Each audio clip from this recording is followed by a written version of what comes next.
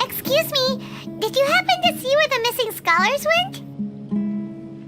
You mean the village keepers? Oh, let me think. When I was eating dinner the other day, I saw one of them by the side of the road, muttering away and eating mushrooms and tree roots. They shouldn't go around eating that kind of stuff. Okay. Did you notice anything else? Anything else? No, I think that's all I have to tell you. Sorry.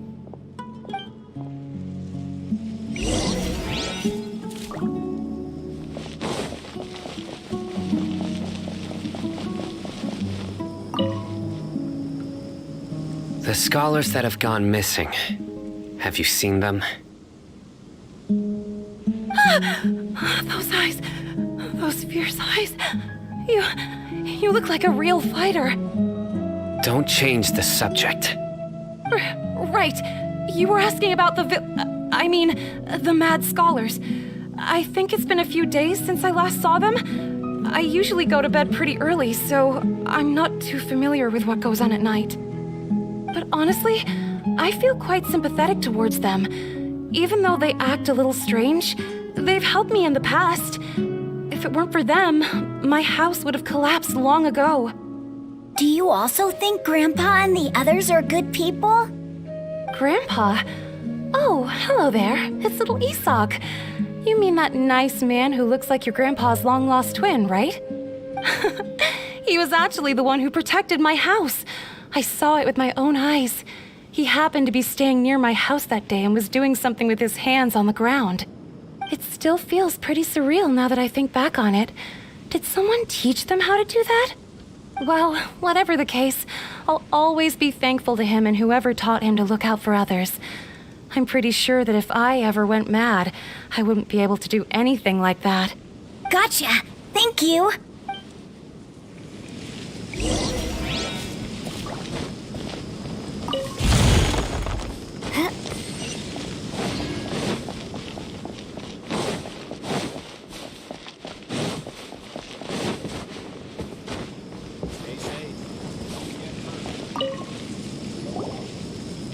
Sir, have you seen my grandpa recently?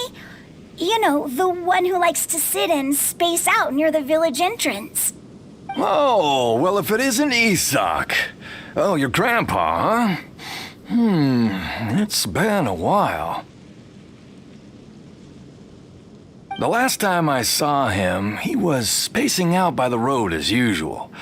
I went and asked him if he'd like any of the food I had prepared, despite my wife's protests. Like many people, she's really quite terrified of them. And speaking of my wife, she's still always complaining about how I don't make enough mora. That might explain why she's always mad at me. Oh, thank you. Thank you for taking care of him. It was nothing. You're looking for him, right? Did he go for a walk and get lost? Yeah. Oh, that's no good. Well, once you found him, come by my place again and I'll cook a little something for the both of you. I've known you since you were very young. So as far as I'm concerned, you're family. Please feel free to come by anytime. Wow, what a nice guy. Okay, thank you, sir. Huh? Don't say anything for now. Isak, stay here. Let's head over there. Stay quiet as you move.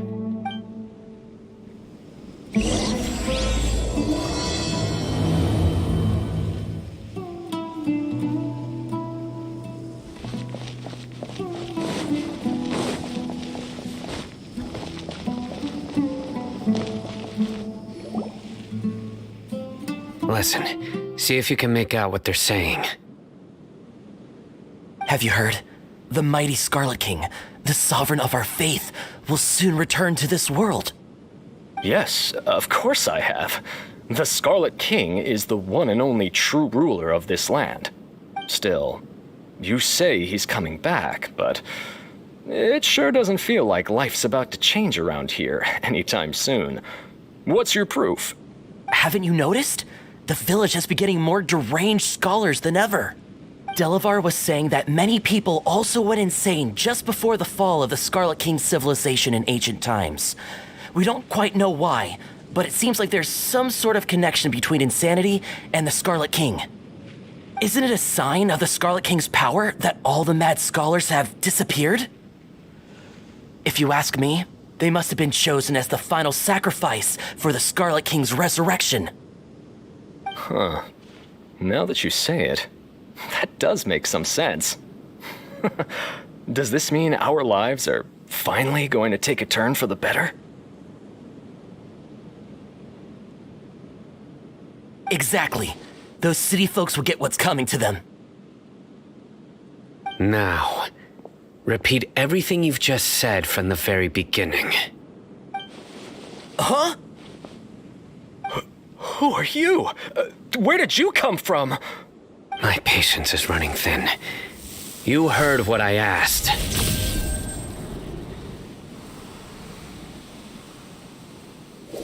Yeah! Bro, this guy's something else. Just look at his eyes. One wrong move, and he's gonna flay us alive. Let's not get on his bad side, okay? I am no match for this guy.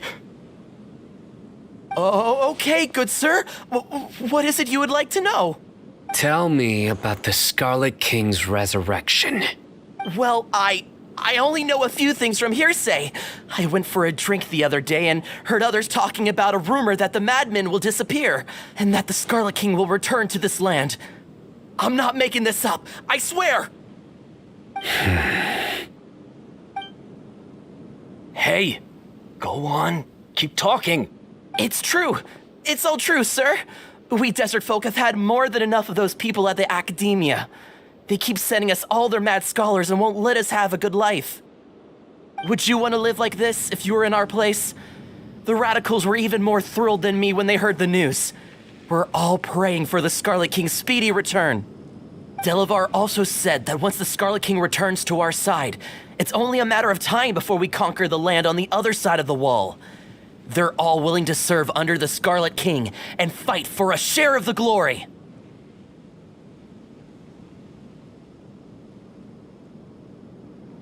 Is that so?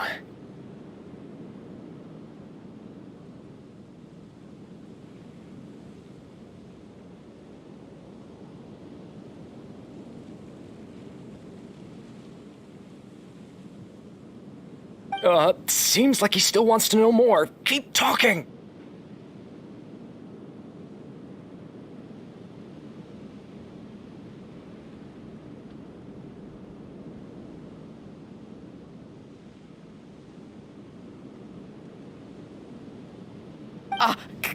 Got it!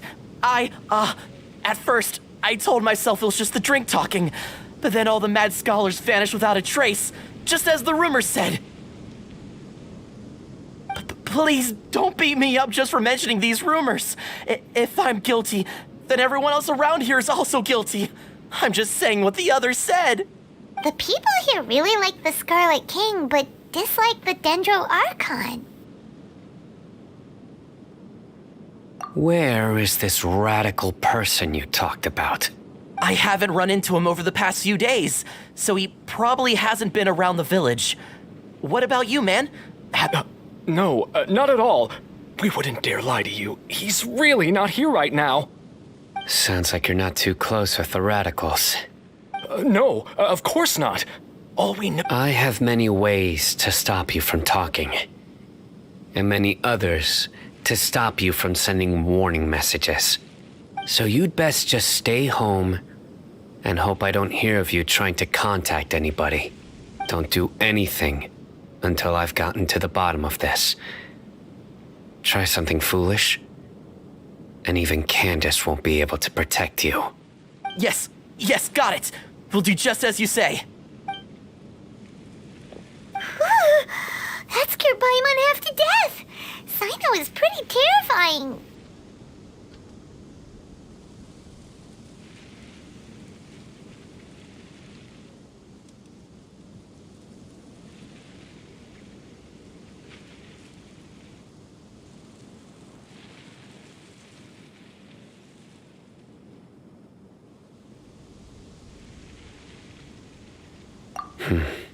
He didn't try to reassure us at all. It's like he's used to hearing that. Oh, Paimon bets lots of people have told him that before. I heard that. Sorry. It's part of being a Matra. The rumor we heard just now seems like a strong lead. But we need to check a few more places. Very well. Isak! I'm here. Where's your grandpa's house? Well, I can take you there. Just follow me. Join the Eremites and embrace a wonderful new life.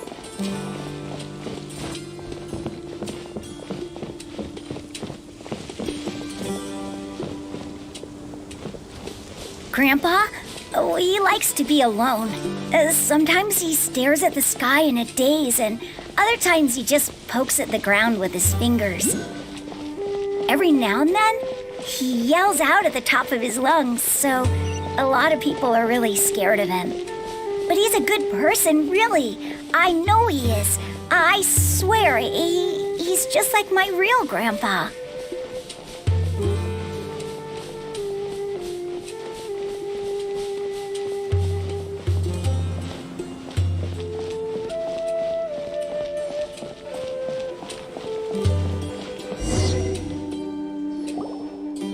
This is where Grandpa usually stays.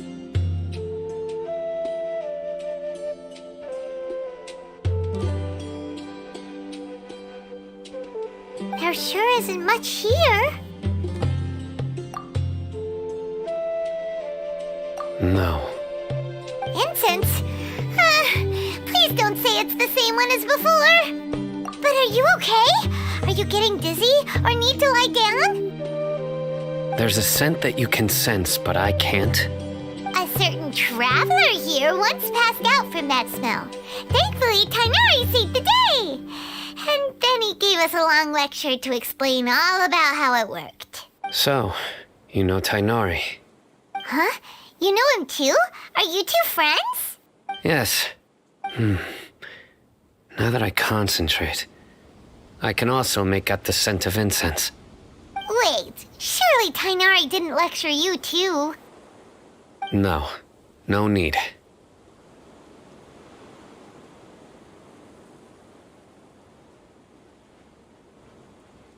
Did you first encounter this scent at Tainari's house? In the forest. From a scholar.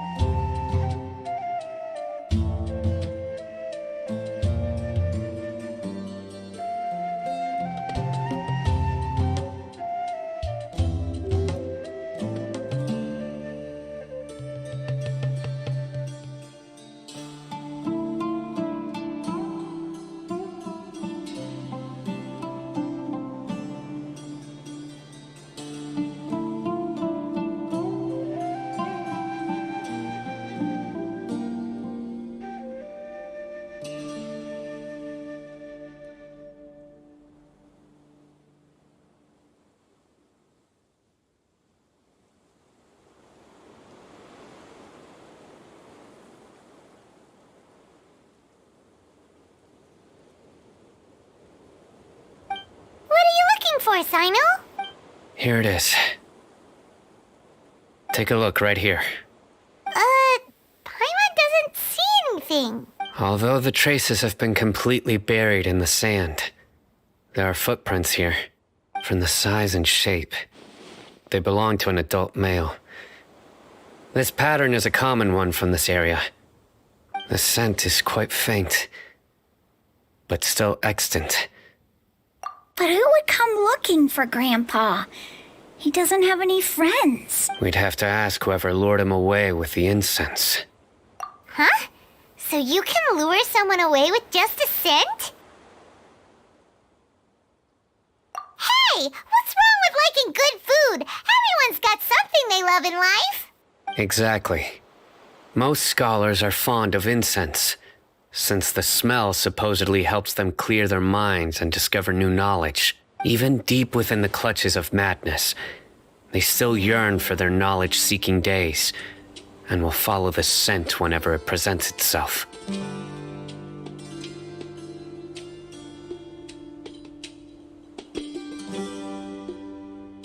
No, Grandpa. So, someone's taking advantage of their weakness? Huh. Still, are the rumors really true? Could the disappearance of all the mad scholars have... It's highly likely. Please, you have to save my Grandpa. Grandpa's never done anything wrong. Sounds like we'd better help get him back. Don't you worry, Isak. Let's head to Aru Village and inform Candace and the others about what we learned here. After that, we'll set off to find the scholars.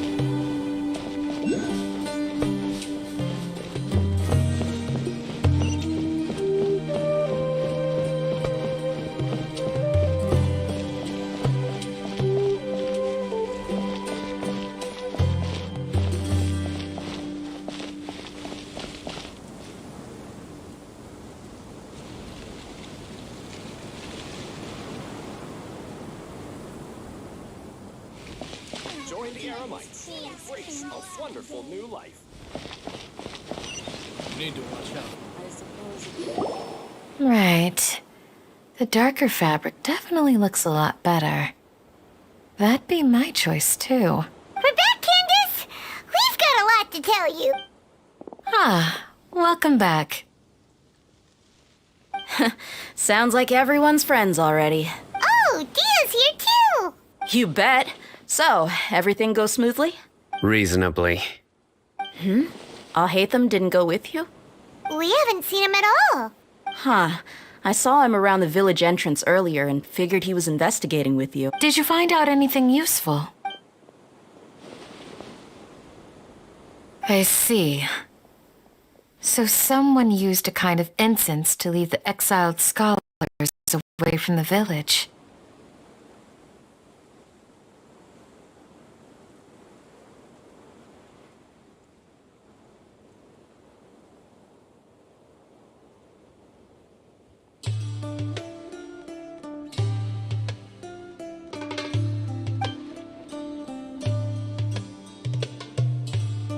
The resurrection of the Scarlet King?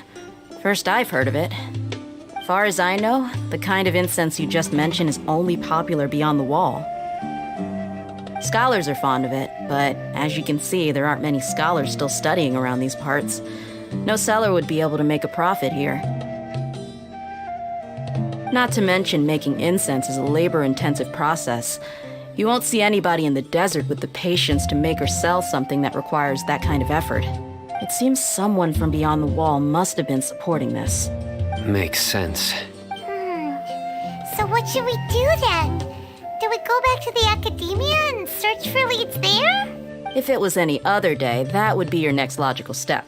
But today, you've got me on your team. So didn't you say that the villager got his news from the tavern? Well, I also like to drink at the tavern, so I know a thing or two about these radicals he mentioned. If Paimon remembers correctly, the leader of the radicals is some guy called Delavar.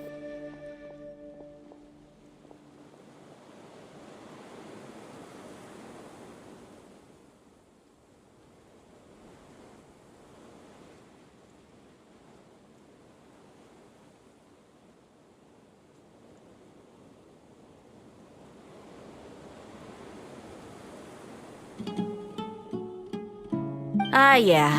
Delavar, the scar-riddled bandit, Engur, the wide-eyed butcher, and Jabari, the duck-tailed bearded crook. The whole lot of them are known around these parts. These guys have one thing in common, and that's being broke. The rougher life gets, the more they want to believe in the Scarlet King. Way they see it, the Scarlet King's resurrection is their only chance at overthrowing the Academia. Throwing all of Sumeru into chaos is the only way to change the way of life here in the desert. Anyway, that's my guess why they've chosen to become radicals.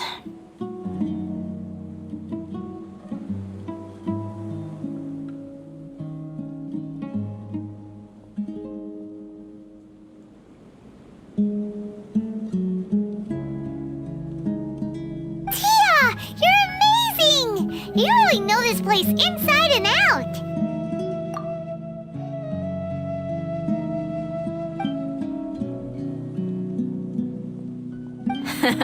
No merc can afford to slack off on gathering intelligence. Every mora I've spent in the tavern has been a valuable investment.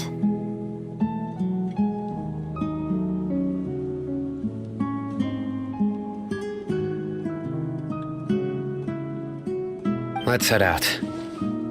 Now hold on, you're staying right here, Sino. Why? Aru Village is not a big place. Outsiders stand out here like a sore thumb. I'd bet word about you has already gotten out. The desert is unforgiving, so the way of life here is also a lot tougher than on the outside of the wall. You survive on making connections out here. Compared to you, mercs like me are just third-rate amateurs. I've got no actual fighting skills to speak of. But that also makes it a whole lot easier for me to gain the locals' trust. I need to go around and ask some questions, but it'll be difficult if you're with me. Fine. Good. Then we've got a plan. The Traveler and Paimon will go to Caravan Rebot with me, and we'll try our best to figure out where the Mad Scholars have been taken. Sign up. All right, sounds like a plan.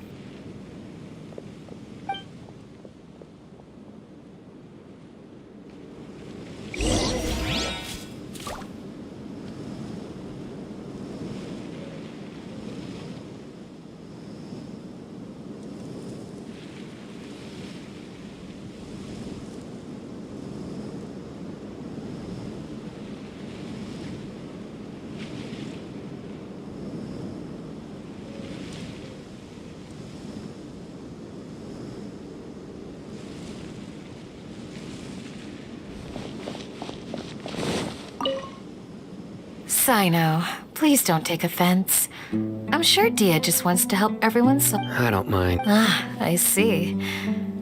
Well, from the way you were staring— No, I'm used to being treated that way. It's natural to fear strength.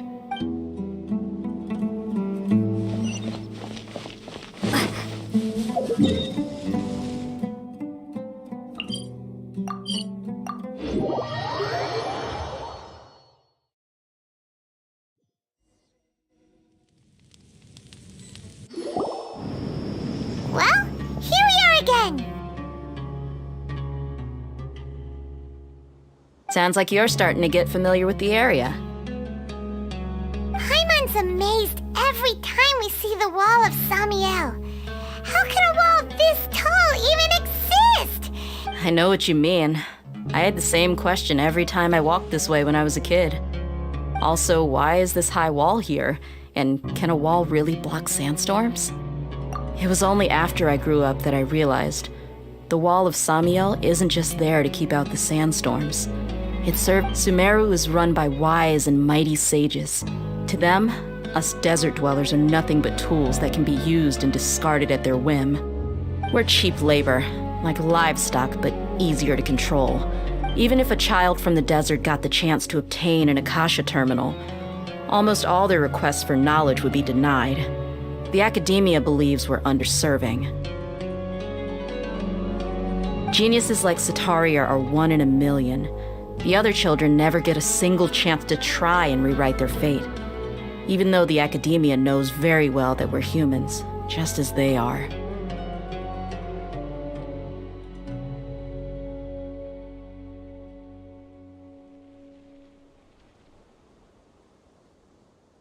That's terrible. I would tear down this wall with my own hands if I could.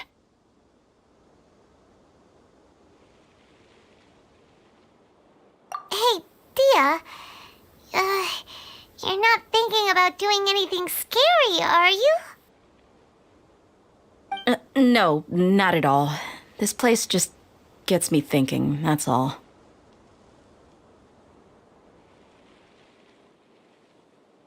Besides, we're here to procure information, aren't we? Yep, we gotta catch those. Shh. Caravan Rebot is crawling with people, so be careful what you say. We don't want anyone to find out what we're here for. Our mission started the moment we arrived here. Let's go check out the tavern. Maybe we'll find someone I know.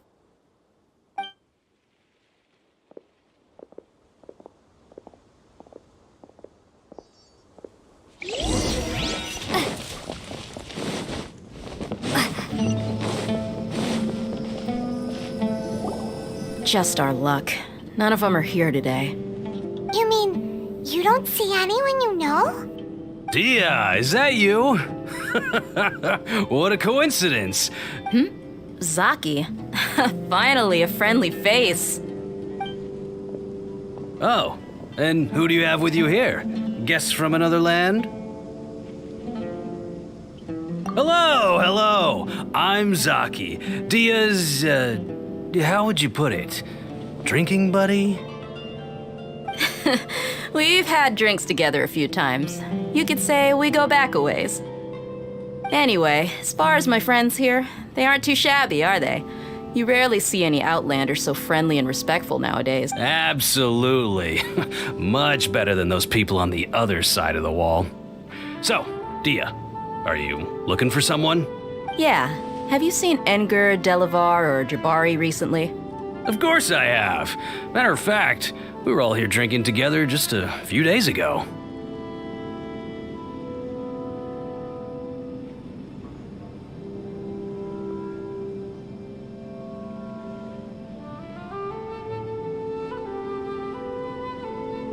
I've got a spice trading deal from another nation. I thought maybe Delavar and his friends might be interested. Know where I could find him? Ah, how thoughtful of you. Then I assume you also know that Delavar's been having a hard time making ends meet these days, so you came here to help him. Hey, keep it down.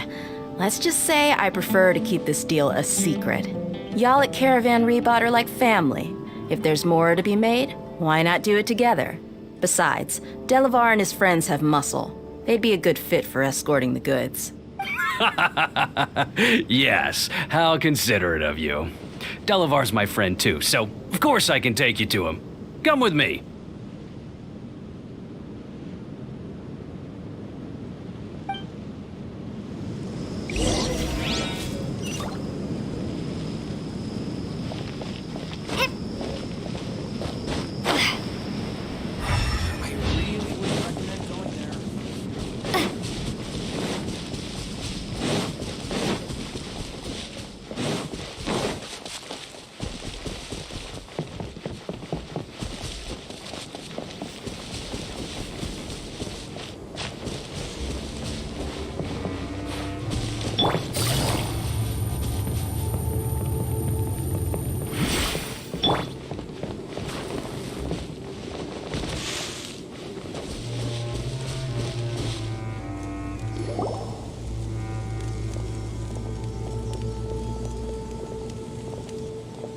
Are we there yet?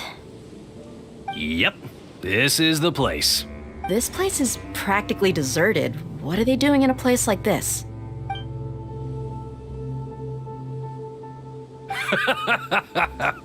Why don't you take a guess? Go on, a wild stab in the dark. You're like lambs to the slaughter.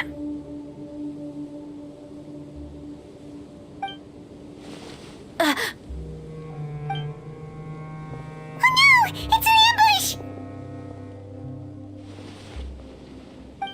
What's this all about, Zaki?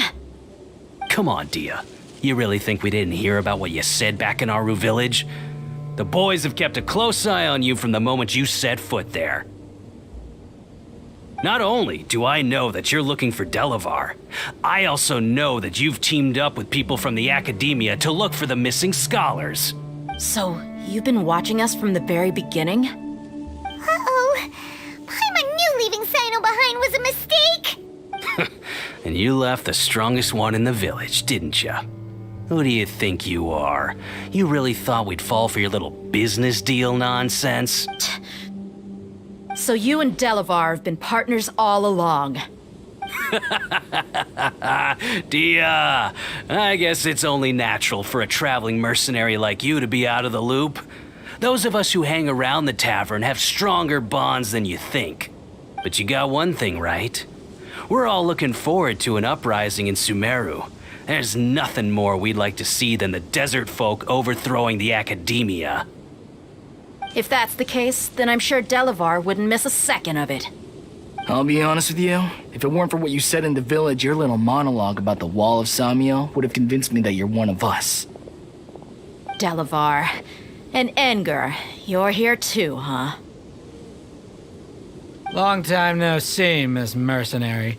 You should have known the traitors are what us followers of the Scarlet King despise the most. Dia, I thought that you, a fellow desert dweller, would understand that the Scarlet King is greater than the Dendro Archon. Little did I know, you don't deserve to join us. Yeah, gee, what a missed opportunity. Adopting radical views and kidnapping innocent scholars, all because of some baseless rumors.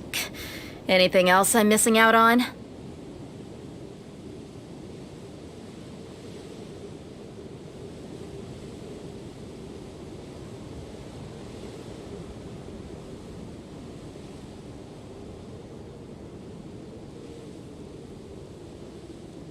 See? There you have it. Mercenaries are just a bunch of faithless scum with only one thing on their minds. Mora. Pathetic. You're all like a pack of street rats. You're not wrong. Mercenaries are driven by Mora, and my faith lies with whoever's paying me. As long as there's a profit to be made, anyone can become my friend. Enough talking! Get him! Just as I expected. Let's teach him a lesson, traveler. Following order. New punching bag. Right here. Let's light it up!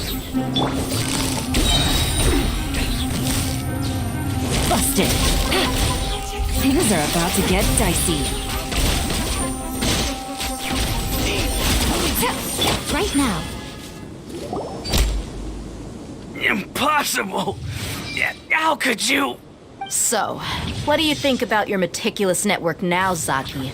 How did you say it? It's only natural for a traveling mercenary like me to be out of the loop. I'm guessing your informant told you that I'm just an incompetent merc with no real fighting skills, correct?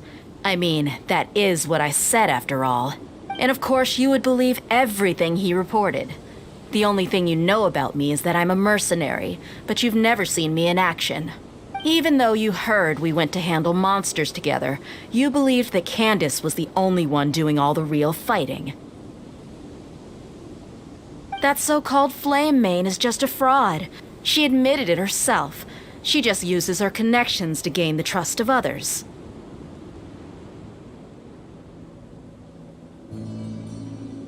That's what you thought, right? You lied in the village because you figured that we'd have people watching you. And you were stupid enough to fall for it. I figured as much the first time we drank together. You all thought you were so smart. Pathetic. Okay, that should be all of them. Whoa! So you've been planning this since we were in Aru Village? No task can be done without preparation. I just happened to notice a couple suspicious-looking people while you were out investigating. Oh, but instead of catching them right away, you let them report back. Those two who were snooping around were just a couple small fries. If we want to get the real catch, we have to be patient and give it some time. Oh, you mean the funny name she mentioned back in Uncle Ampu's house? The wide-eyed butcher, scar-riddled bandit, Paimon can't remember them all. That's just a bunch of drunk talk. Edgar and Delavar like to talk themselves up when they're drinking. Edgar, the wide-eyed butcher, and Delavar, the scar-riddled bandit, are the nicknames they came up with for themselves. Alcohol has a way of making people share what they really think. So Edgar and Delavar are always rambling in the tavern about how the Scarlet King is a superior deity. What about Zaki? He's just a numbskull who fell right into our trap. Zaki was probably the best hidden of them all. My initial plan was to find Delavar first, and then try to track him down. That's what you wanted to ask when we were at Uncle Anpu's house, right? Jabari is one of the villagers you talked to. You know, the one who wanted to treat Isak and his grandpa to some food. Wait, so he's a radical too? No, he isn't. I just needed to tack on a random villager name to make the eavesdropper think that I was making some wild guesses based on my impressions. Wow! What a genius idea! Ah, you're too kind. It was straight from the usual playbook, if I'm honest.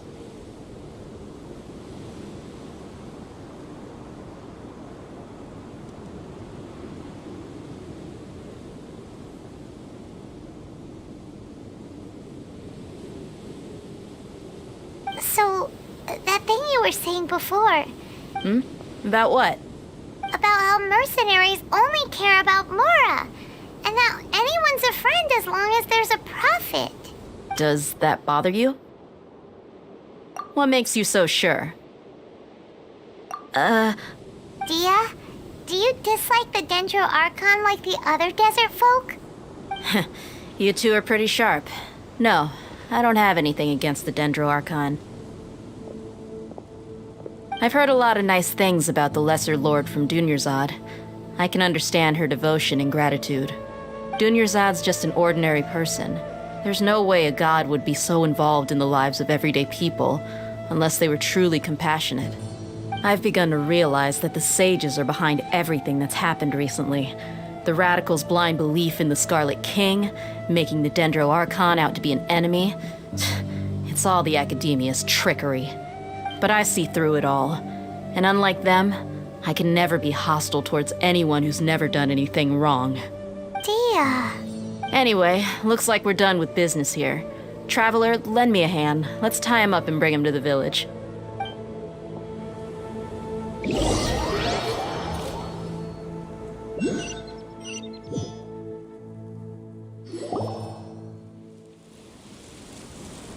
This should be all of them.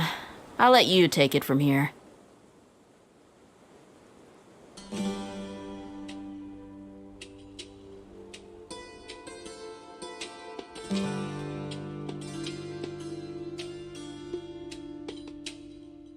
All right. I'll be in touch. Candace, do you need any help? Candace will be okay on her own. I trust her, so you can too. She's been guarding Aru Village for quite some time now. If anyone is qualified to question the offenders, it's her. While I'm questioning them, why don't you pass some time by exploring the area? I'll meet you back here tomorrow morning, Traveler. As for these idiots, let's just hope they live to see another day.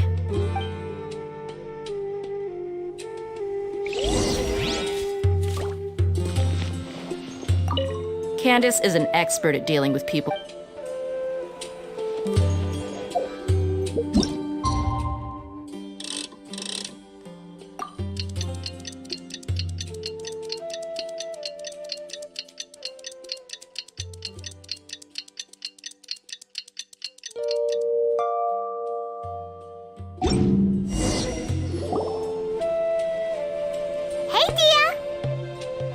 Right on time. We'll know any moment now. Paimon's been wondering. You seem to know Candace pretty well. Have you been friends for a long time? We've known each other for some time now. She's a pretty interesting person.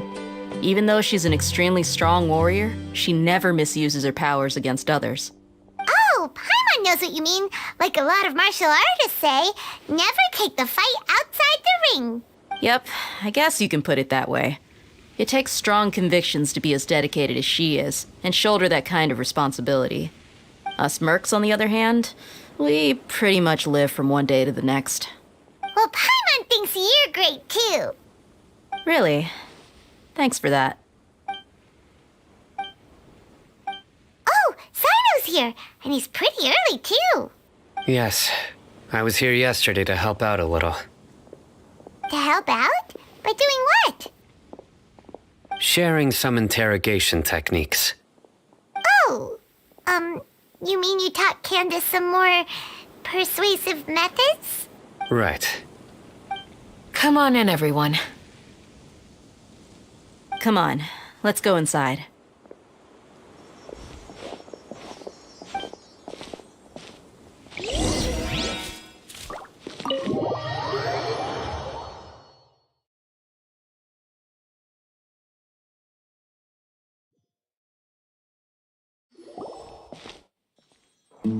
Candace, Whoa, you look furious. Do I? Huh. What gave it away? Oh, there's no mask that can hide true bloodlust. Cover up your eyes, and it'll still show itself at the corners of your mouth. Perhaps I need to work on my composure. Still, it's perfectly understandable why I'm angry. I'm sure everyone present would agree. Yes, ma'am. Please, don't beat us anymore. We're gonna die. Well, looks like Sino taught her well. You fear death yourselves, yet you do not hesitate to place the lives of others at risk. The absurdity is mind-boggling. The ones you call mad scholars are known to us as the village keepers. They are vital members of our community, and some even count them as family. You come here to my village, and you treat my people as nothing more than stepping stones towards your goal. Tell me, what would you do to you in my position? Mercy! Please have mercy! You've made your bed.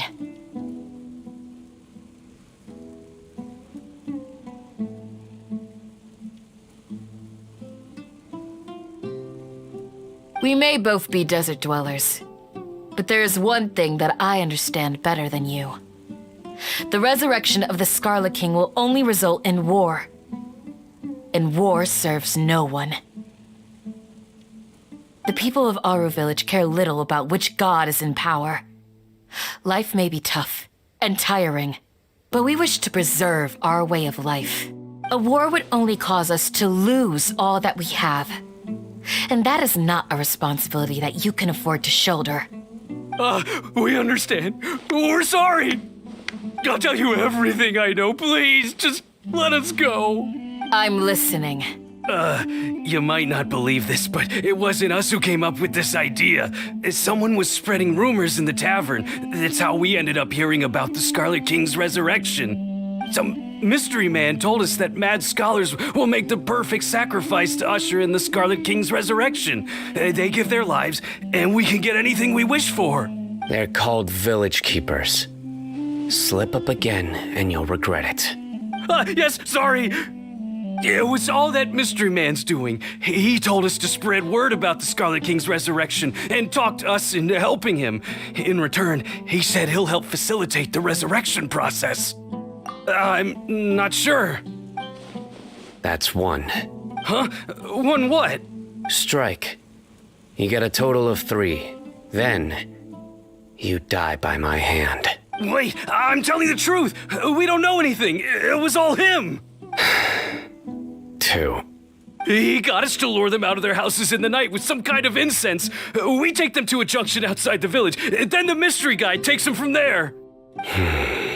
You gotta believe me, please. I'm telling the truth, I swear. It's just... That was indeed the truth. Traveler, go on.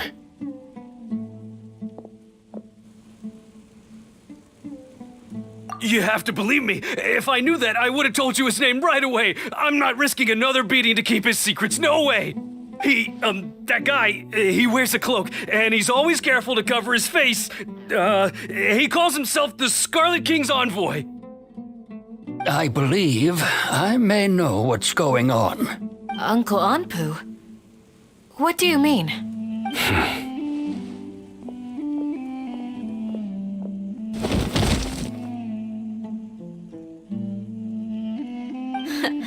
Smooth.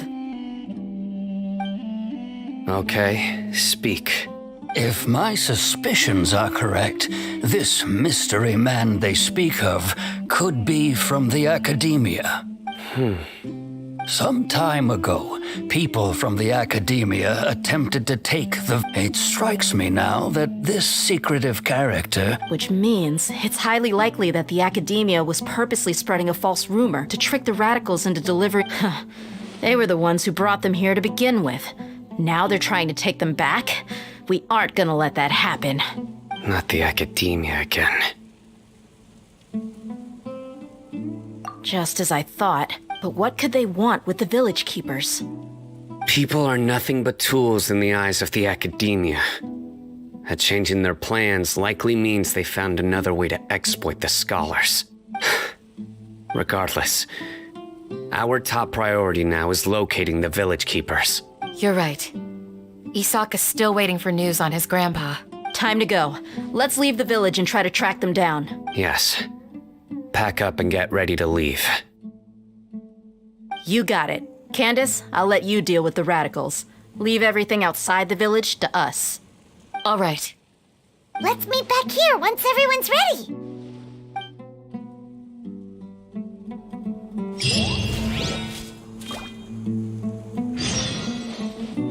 You look worried.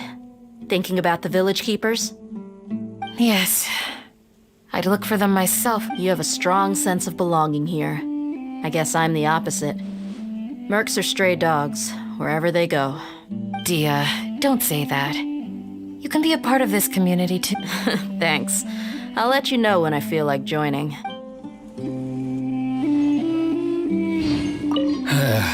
I just hope everyone's all right. What scheme is the academia brewing now?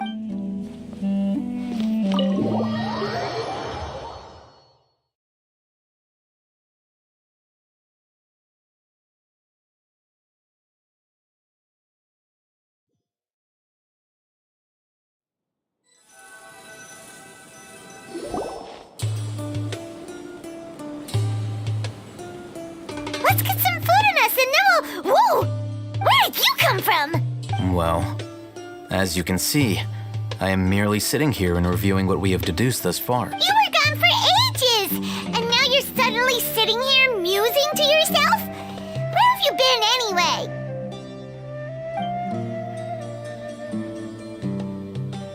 Hey, what's with the silence? You never think things through before asking questions. I'm giving you some time to make up for that. Paimon's so mad! Paimon's gonna give you an ugly nickname!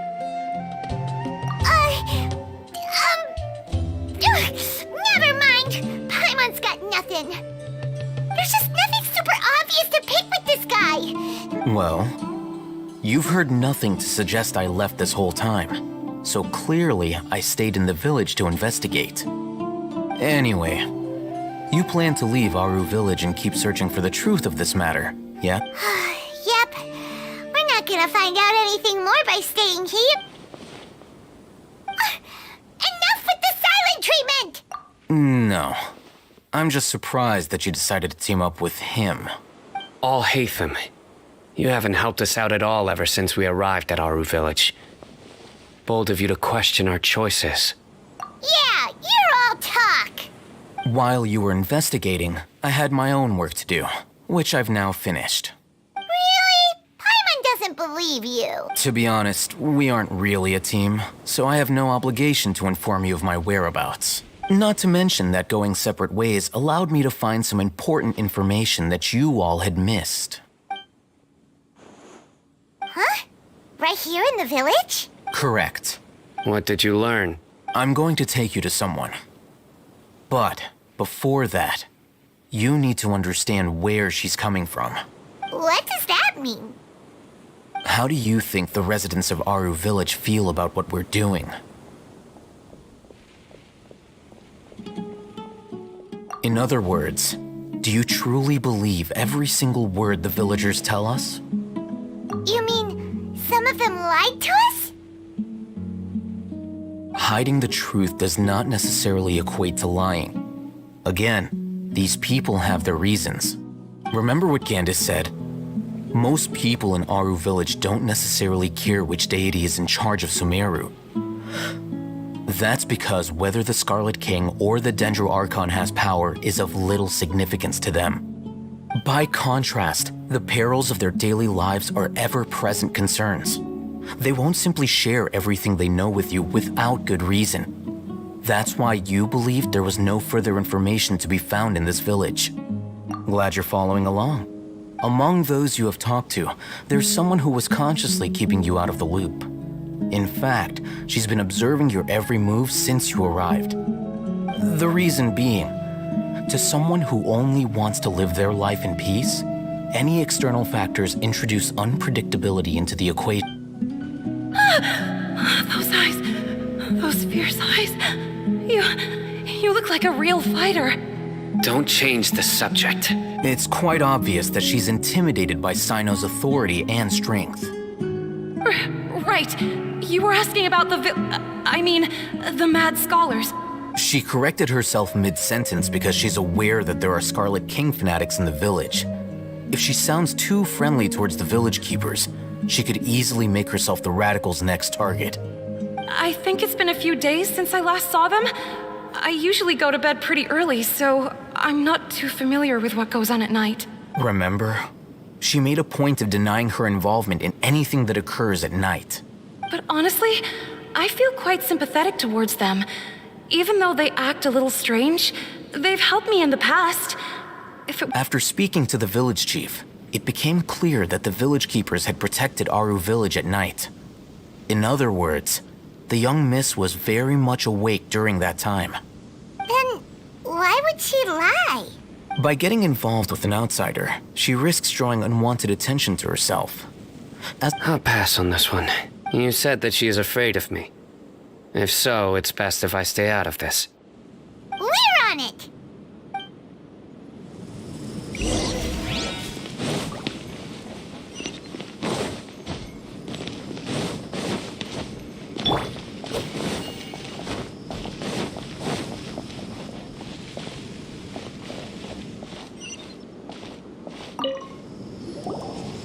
Miss Shawnee, as we discussed earlier, I've brought someone with me.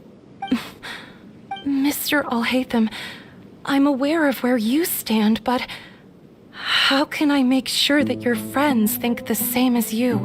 Huh? What do you mean? We need to clarify our stance or something? Go ahead and talk to her. You'll get the answers you want. Go on. Earn her trust. Is it really that simple? May I call you Traveler? Hi, Traveler. I want to ask you something. Do you think the resurrection of the Scarlet King can truly change Sumeru for the better? Why's that? That's very similar to what Miss Candace says. I know you two are friends. That's why I'm willing to talk to you, even though before, I wouldn't even have the courage to ask something like this. Traveler, do you believe our lives will get better? Yeah! We came here from another nation, so it isn't wrong of you to be weary. And we aren't really residents of any one nation. But even so, we've met lots of people from different places, and we've always fought for what we believed in. We have friends in Sumeru, and we want to help them. That's why we decided to stay here for a while. I want to trust you. My apologies for posing my questions like that. To be honest, I didn't expect you to come back for more information. Oh, Hatham told us you have your reasons. It's okay. We understand. The fact is that only one side of my family is desert folk. I don't really fit in anywhere in Sumeru. Some believe in the Dendro Archon, while others believe in the Scarlet King. I don't belong to either side. Speaking of which, the radicals mentioned that they despise traitors. Do they just think that anyone who's different from them is a traitor? Yeah. Some people can be so narrow-minded when it comes to bloodline and beliefs. It makes no difference what I say or how I behave. I'll always be suspected of having ulterior motives. Slowly, I just stopped talking to people. I pretended not to hear or see anything. All I want is to live my life in peace. And then it happened. The village keepers who had helped me disappeared with no explanation, and I didn't dare breathe a word about it to anyone. Until now. You can tell them. I'm sure she'll keep your secret. All right. I'll tell you what I told Al-Haytham. I actually have a sharper sense of hearing than most. Sometimes, I hear strange crying sounds in the night. There are ghosts? Perhaps. I'm not sure. It's faint, but it's definitely the sound of crying. It comes from far away in the distance. It used to be louder and more frequent. But ever since you arrived in the village, it doesn't seem to happen as often. And when it does, it's much quieter. I have to focus really hard to make it out. I confirmed this with the guards on night duty. They also have someone with a good ear, and he's heard similar sounds at night. But, because we're in the middle of a desert, he would rather believe that they are the cries of beasts than ghosts. There's really nothing around these parts, except for an old hospital not far from the village. I think they used to use it for treating Elazar, but it's been abandoned for years. Yeah, let's go!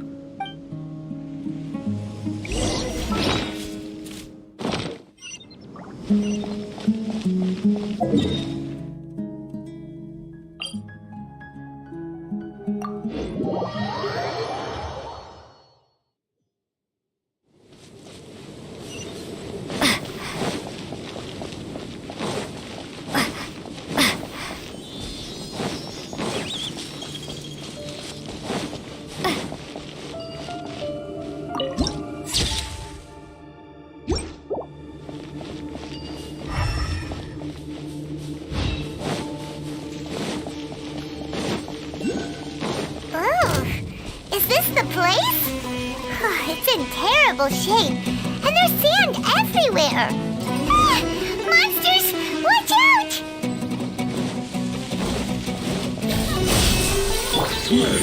Right here, right now. Dear me.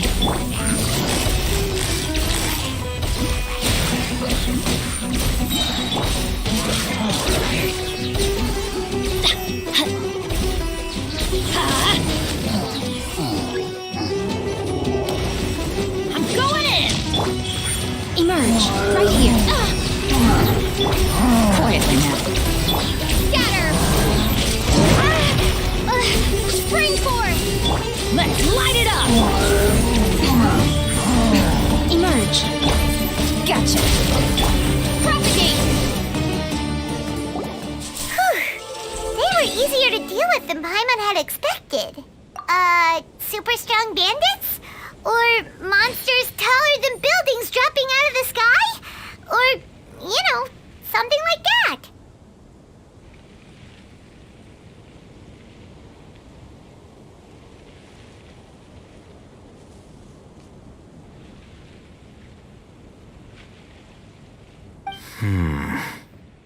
He looks super serious. We gotta stay on our A game too. This is the one.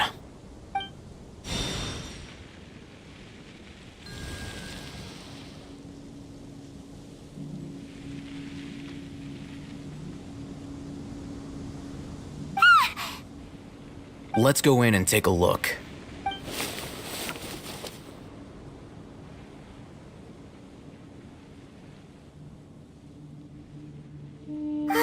Hey, Ethan! We haven't found squat! Are you sure we aren't wasting our time here? Patience. Shawnee says she only hears the crying at night. We have time to burn. Until then, I'm taking a break. And just like that, he sits down. Wait, he even brought a book to read? What are you reading? Let Paimon see! Okay, sure. Huh? The natural position, which is the positional propensity of an entity in natural motion in contrast with an object in forced motion? Huh? So, you got that? Oh, Paimon gives up. You keep reading your book. See ya! How is he so relaxed? Look at him, reading an impossible book in a creepy place like this. Hey, what good is that gonna do for you? You're acting like one of those annoying grown-ups who go around nagging people to focus on their studies. Hey, what gives? Shouldn't you be the one providing for Paimon? Oh, right. Okay then. Thank you for working so hard and earning so much more. If it weren't for you, Paimon would probably still be floating around in the ocean somewhere. Thank you.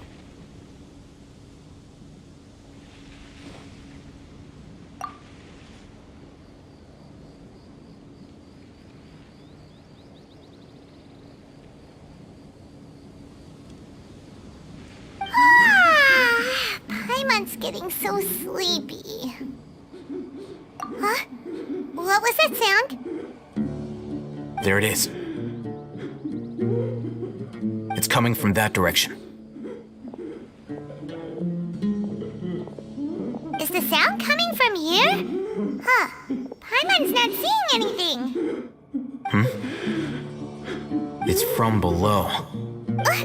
But there's no way we can get down there. Something is off about the interior here.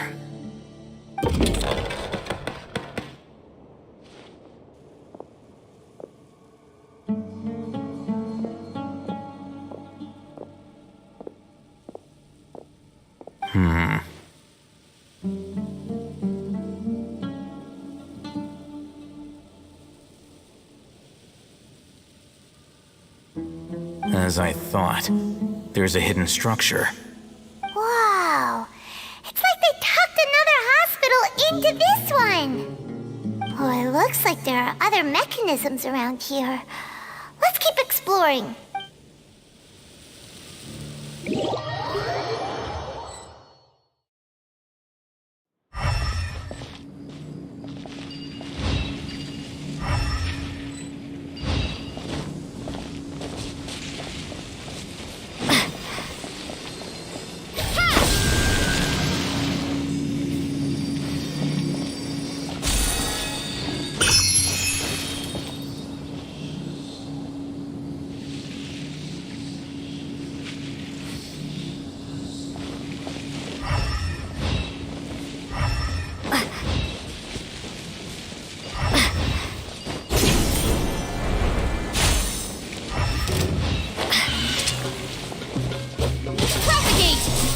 Right now. Emerge.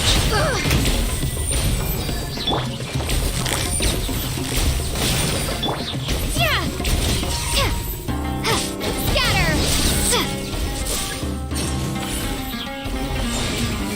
Right here.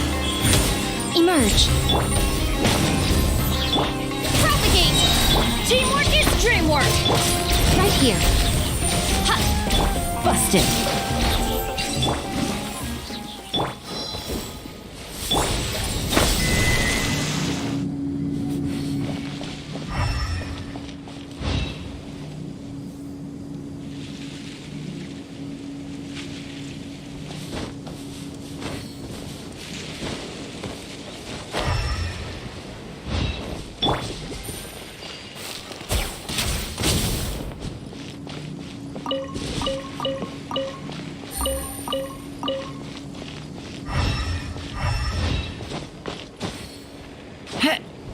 Scatter! Right now. Emerge. Gotcha. Propagate!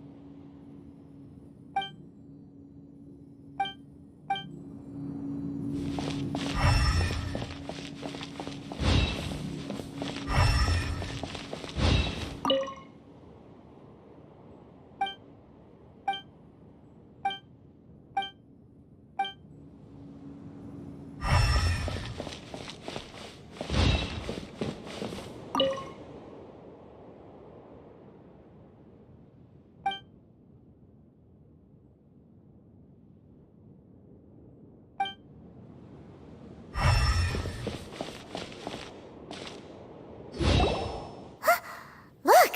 There's someone over there!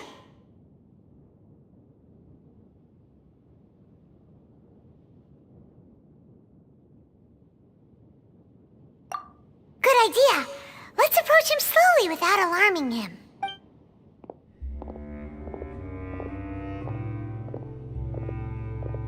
Wait.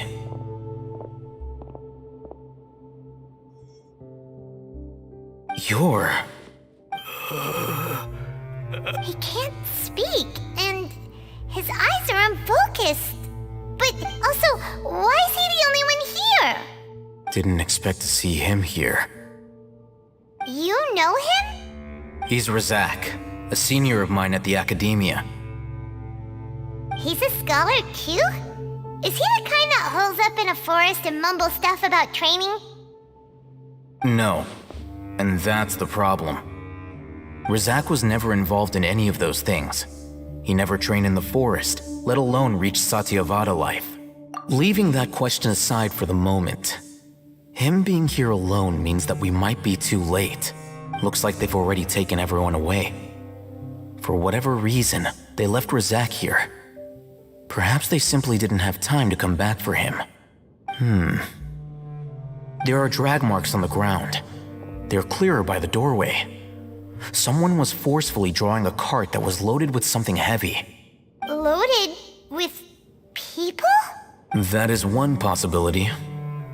It looks like they were in a hurry, as if they were afraid of being caught. The symptoms are identical. Looks like we found living proof. Huh? Why do you say that? Allow me to jog your memory. Recall your time at Port Ormos. Don't you think his symptoms look familiar?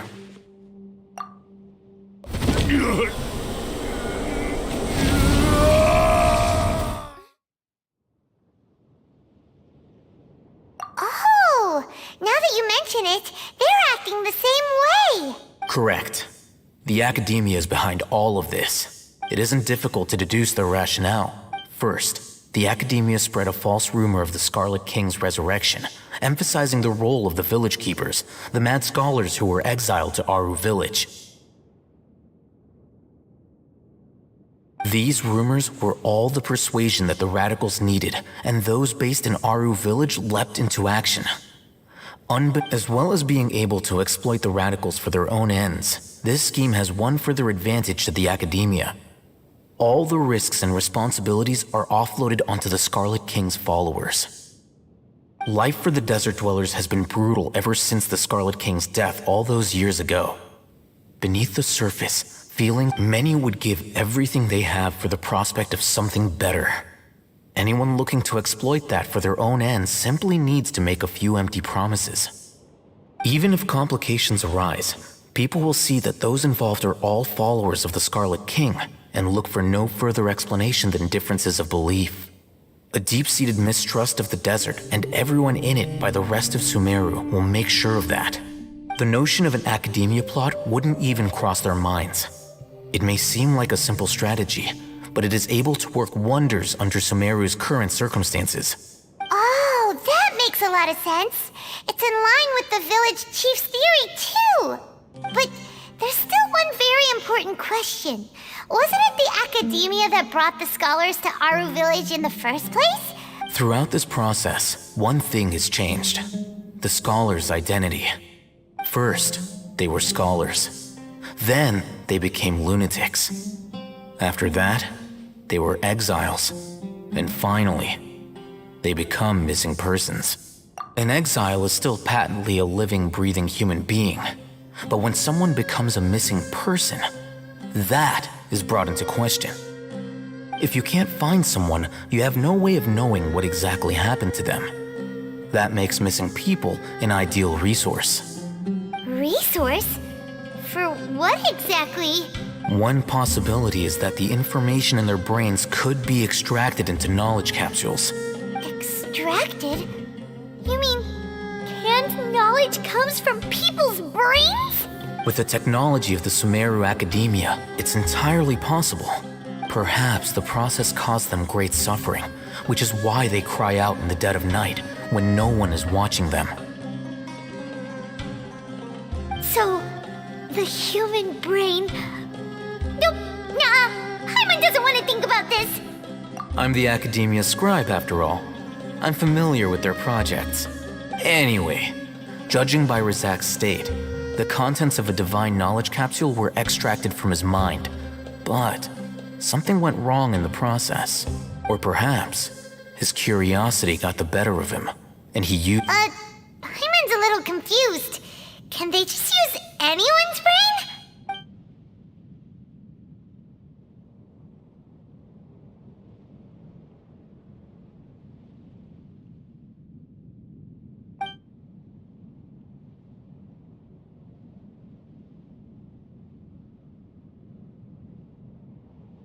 The look on your face tells me you've realized the answer. That's right. To some scholars, gaining knowledge about the gods is their entire life's pursuit. Extracting canned knowledge is just one of the extreme measures they turn to. However, I can't help but wonder, what do they seek to gain from divine knowledge? The Academia is going out of their way to look for forbidden knowledge. But what is their ultimate goal? I've spent quite some time trying to analyze the contents of the divine knowledge capsule, but to no avail. It seems like my way of thinking is too different from theirs. You mean you're not even slightly interested in getting your hands on this forbidden stuff? All scholars seek to expand the horizons of knowledge, but I'm not particularly interested in gods, so I don't share their degree of zealotry. Extracting information from people as if they were lifeless objects? If this is the direction of academic progress, then the... Sounds like you're really against all this. Of course. The Academia's actions run contrary to their rules. Whether it be academics or knowledge, everything has its boundaries. If those lines are crossed, the rules and order that govern everything in the world will be destroyed.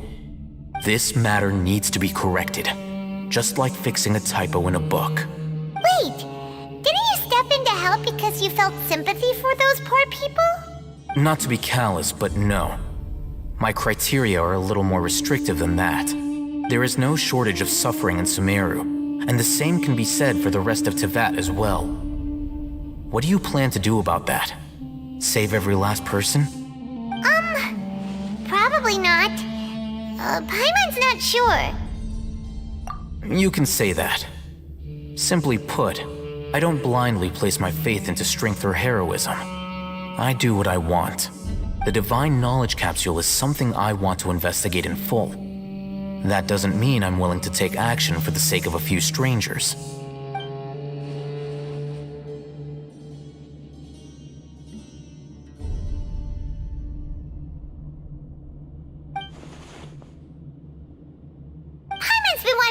this for a while. There are a lot of bad guys in the academia, but you're not one of them. You're their weirdo. You're probably right. Though I must say, I quite enjoy this feeling of being the odd one out. Uniqueness is also an asset, is it not? Wow, that's a great way to think about it. Paimon's really impressed. If only Miss Shani had a similar mindset. I'm just a more likable person than her in general. There's nothing more to it than that.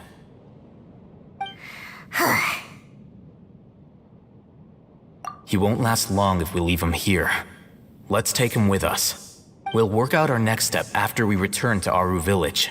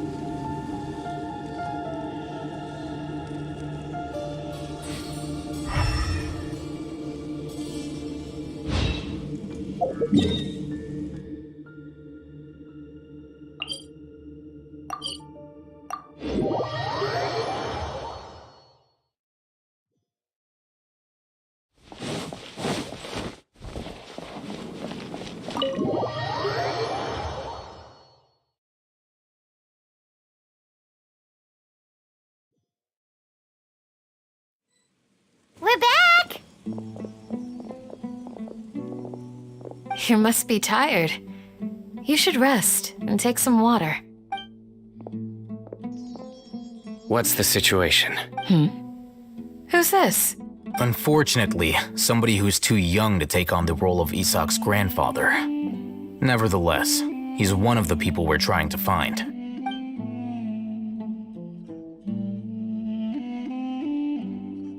So, at one point in time, the abandoned Elazar Hospital served as the Academia's site for extracting divine cant knowledge. Yep, pretty much. Their plan must have been implemented at some point before we arrived at Aru Village, since divine cant knowledge has been in circulation for a while now. Yet, they fled once we were headed to the village, almost as if they knew we were on their trail. Yeah, why is that? We may have a mole in our midst. One of us could be secretly revealing our whereabouts to the Academia.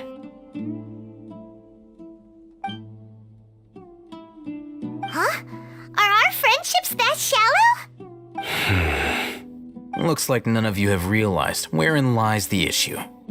Sino, you're the reason why they can predict our movements. Wait, what's that supposed to mean? Choose your next words very carefully. It is simply a logical inference. I have my reasons. So what you're saying is, Sino's the mole. Interesting.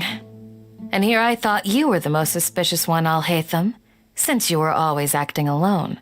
I know. You have a point. But I realized something as we were returning from the hospital. Sino isn't like any of us. What are you trying to say? Do you still remember who you are, General Mahamatra? As a Matra, you are no doubt privy to certain kinds of information. Before you can take action against someone, you are required to have all the facts available, including the less than savory details. Simply put, the Academia has traditionally allowed you access to a wealth of sensitive information. Knowing their modus operandi, wouldn't you expect them to take precautions against you? If you want to raise a vicious wolf, you need to make sure that you can avoid its bite. The Academia is monitoring me? It's not that simple. The Academia has eyes all over Sumeru, but they have a special protocol for dealing with you. Every so often comes a Nyagarbaha Day. On this day, the Academia enters new information into the Akasha through knowledge capsules. I remember seeing a thick notebook next to the control panel once. Its contents were all about the General Mahamatra, his activities throughout the day, preferred methods of enacting judgment, everything. You're saying that the Academia entered my information into the Akasha too? But what's the point in doing that? My actions aren't important enough to be added into the Akasha. The Akasha is capable of computation. Huh? The Akasha's algorithms are entirely capable of predicting your movements using the data entered. When you would depart, the route you would follow, your destination. It knew all of this. It predicted my every move. The Academia has been watching you longer than you think. So that's how it is. Sino adheres to his principles so strongly that he's actually a thorn in their side. Tenacity of will and steadfast faith are worthless to the Academia. They need scholars who are easily pliable and mindlessly go after anything they can profit from. Sino, don't take it to heart. This just proves how much of a trustworthy ally you are. They escaped because of me. Don't blame yourself.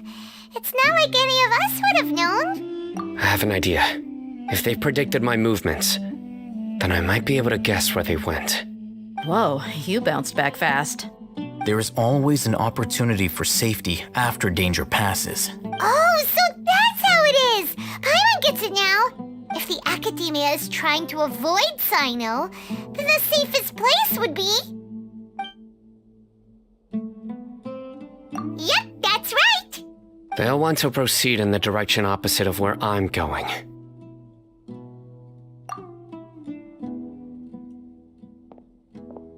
I must go. There's also something I want to investigate. Let's go, guys! After him! Please, wait! I want to go too! You want to go too? If so, you have to promise you'll stay safe. I want to find Grandpa. I promise I'll be careful and not cause any trouble. Everyone, I leave him in your hands. Yay! Let's go! Remember to pack some food with you! Paimon feels like we're missing someone, though. I'll be awaiting your good news.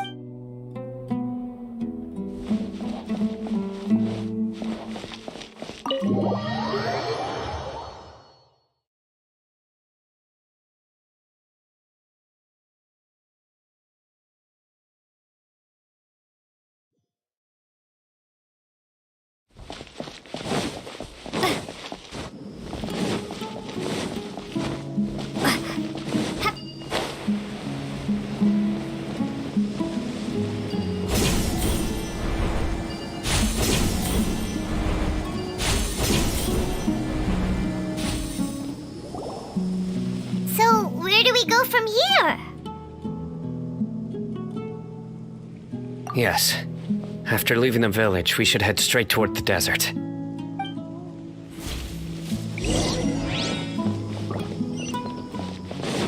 I know the desert like the back of my hand. Is that because you play here a lot? Yep.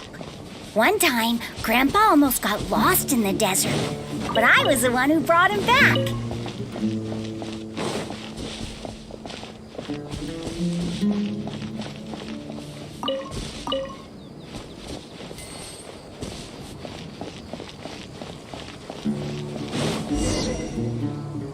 There's something here. What's this? It's buried in the sand. Looks like we'll need to roll up our sleeves and do some work. And Paimon thought running around everywhere was already enough work. Okay. So, we have to dig...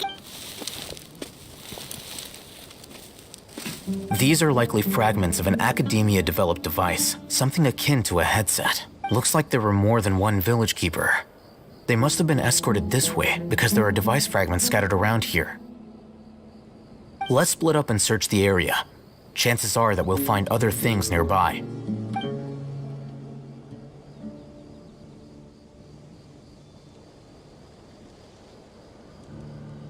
Is this what we're searching for? It looks kind of scary. This is definitely a device used to extract divine knowledge. How did it end up buried in the sand? That can't have been part of the plan. They must have been attacked along the way. Wait, what? Grandpa, I hope you're okay. Don't worry, your grandpa's gonna be fine. Razak didn't display any signs of starvation or dehydration, which means that they left fairly recently. We should be able to catch up. One more thing. Given that the device had been entirely covered by sand, I believe the attack must have happened prior to the sandstorm. Let's keep going. They can't have gone far.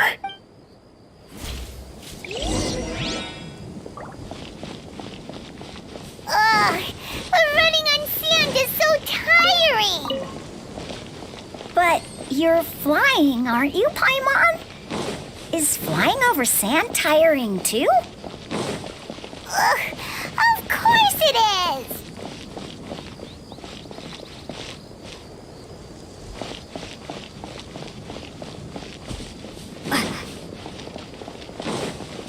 Voices, over there. Don't get any closer. They'll notice us. Dia's talking with the Eremites? Very interesting. Let's listen in. If you had informed me sooner, there'd be plenty of room for us to... You're one of us. We would never lie. Scholars. You don't know as much as I do. Need me to... I knew it. That's our Dia. Dia? Why would you? Dia! Hey, what are you doing? Huh? Didn't you say you'd help me find Grandpa? Why are you on their side? Well, look who's here. Ain't that something? This complicates things. You've betrayed Aru Village? So, this is the great General Mahamatra. Dear, you'd be better off as my assistant than hanging around with this motley crew. Seen for yourself, I have the means and methods, and my ideals are far more admirable. I'm not the type that's easily swayed, Raman. You of all people should know that. Wait, what's going on, Dia? Whose side are you on here? Shut it, Paimon.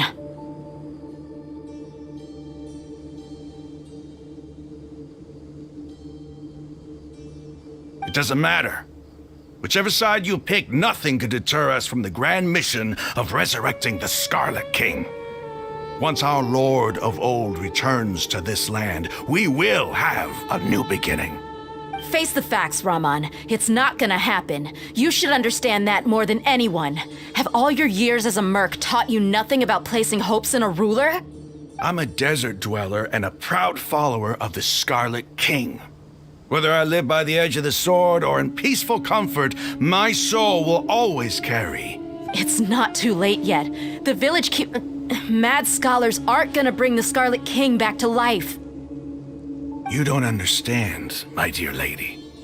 Pursuing our faith is our purpose in life. Even if the chance of success is 1 in a million, we must be willing to give everything we have. Even if it'll expose you to the academia? Even if they end up disbanding the Eremites? Your Eremites, which you've worked so hard for all these years? Yes. We've waited a long time for this day to come. The sun and the moon no longer shine here.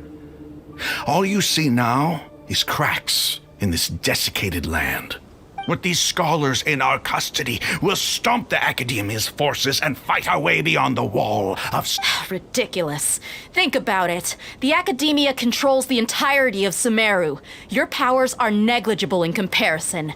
If you still don't believe me, then try asking these 2 men. They're also against the Academia, but neither of them are as arrogant as you are. They look more like pawns of the Academia to me. Why would I listen to anything the people of Greater Lord Rukkhadevata have to say? Filthy traitors. Your god abandoned all honor and betrayed the Scarlet King. We desert dwellers will never trust the likes of you. It's impossible to communicate with someone so hostile. Perhaps we should. Do you really believe that by kidnapping the scholars, you'll be able to negotiate with the Academia? These people have no value as bargaining chips, but I could be persuaded to take their place as your next hostage. These scholars were exiled from the Academia. I, on the other hand, am their current scribe, and will be a much greater asset to you. Wait, you can't be serious. So, you want to trade places with the hostages, do you? Precisely.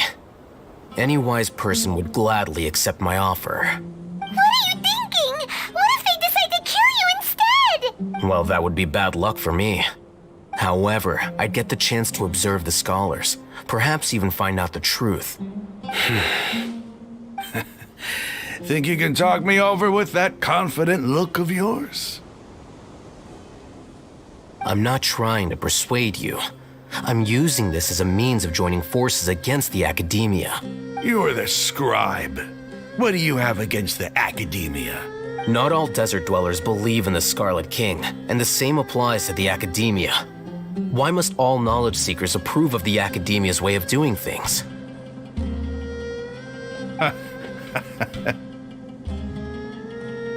You Academia scum.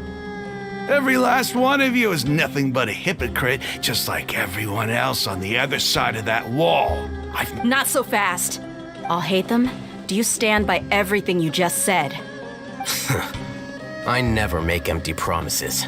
You know you're making a dangerous decision, right? I do. Good. Raman, hear me out. These people are my friends. Maybe you can't take the followers of the Dendro Archon at their word, but what about me? Do you trust me? We've known each other for years. Of course I do. In that case, I'm willing to vouch for their honesty with my right arm. Come on, Raman, don't be a coward. If you're serious about taking on the Academia, you need to steel yourself. You can't be a... An arm from the Flame Mane. You've piqued my interest. But what if you refuse to oblige? What should I do then? No one's a fool here, Dia. We're mercs. You're not wrong, but this is different. I promised my friends that we'd bring back the Village Keepers together. Let's do it right here, then. Give me your right arm as proof of your resolve. Don't listen to him! He's not even trying to negotiate! He just wants to make things more difficult! That's fine. Are you crazy? We came here to save lives. One arm for that many people is still a pretty good deal, if you ask me. Raman, I'm holding up my end of the deal here. You'd better not let me down. Sure. Go ahead and cut off her right arm. No! Dia! What are you gonna do? Think of something! You don't have to go this far. That's not for you to decide. Do it! Dia! Run!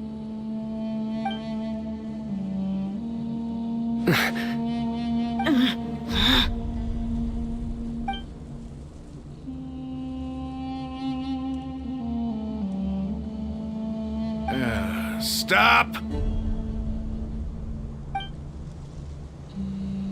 What's wrong? Can't do it? Flame Mane, you and I are both desert folk.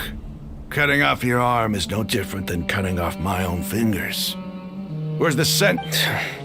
You've shown me that you're serious. Go on now, take your friends and leave. Meet me in the desert at noon tomorrow.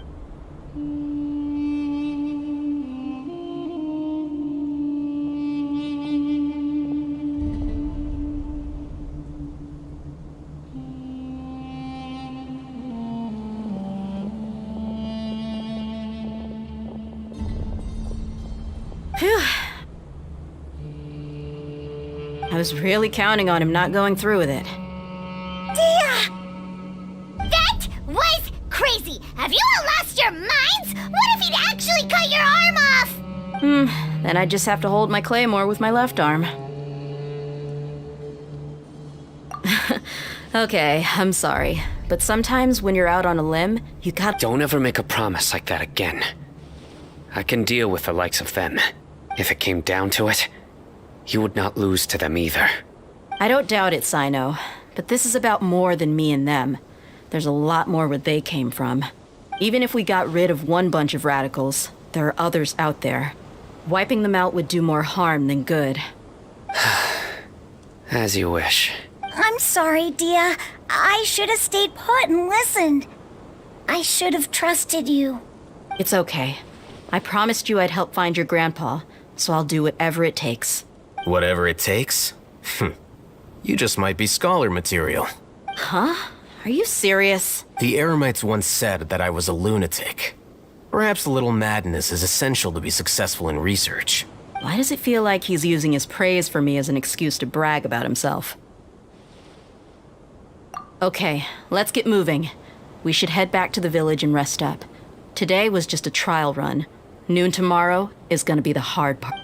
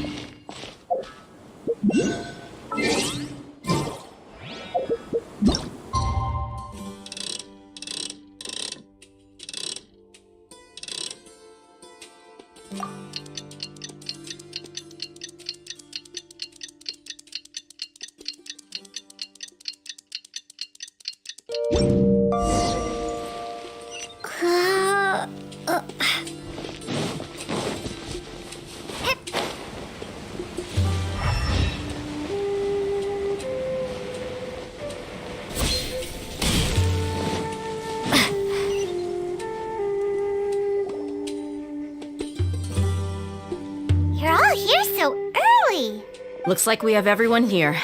Isak, are you sure you want to come with us? I'll watch from a safe distance. Dia, I want to be there to bring Grandpa home. Okay, let's go then. Dia, wait. What's the matter? I heard that you were quite reckless yesterday. No more of that today, understood? Or I'll be very upset with you. Fine.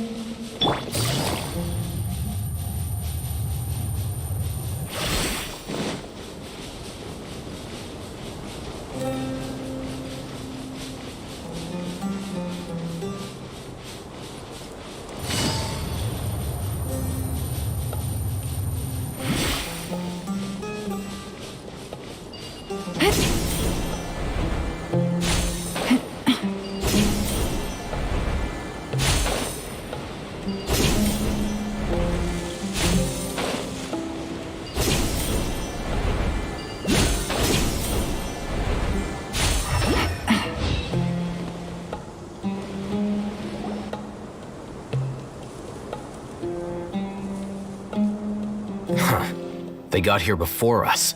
Uh-oh. Is it because Paimon overslept by 5 minutes and held everyone up? Is everything ready? Absolutely.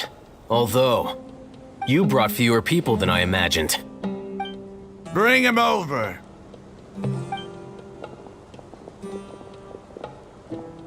Grandpa! Why is there only one of them? Rahman, I've always thought of you as a man of his word. What's this about? It's a 1-for-1 exchange. Sounds fair, don't you think? And let me put it this way. Agreeing to any kind of deal with the Dendro Archon's people is already a huge compromise on my part. Don't you think you've asked enough?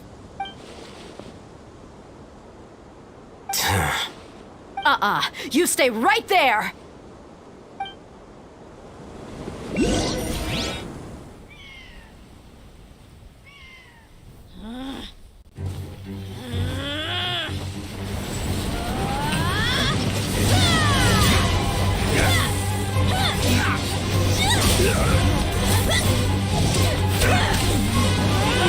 Boy, what do you think you're doing?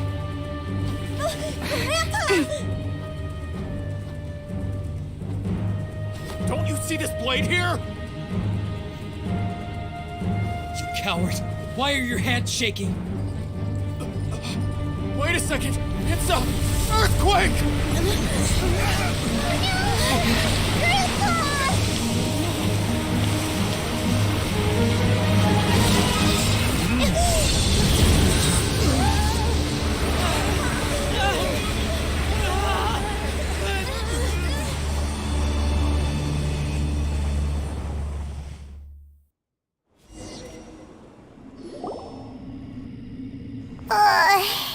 Paimon's dizzy.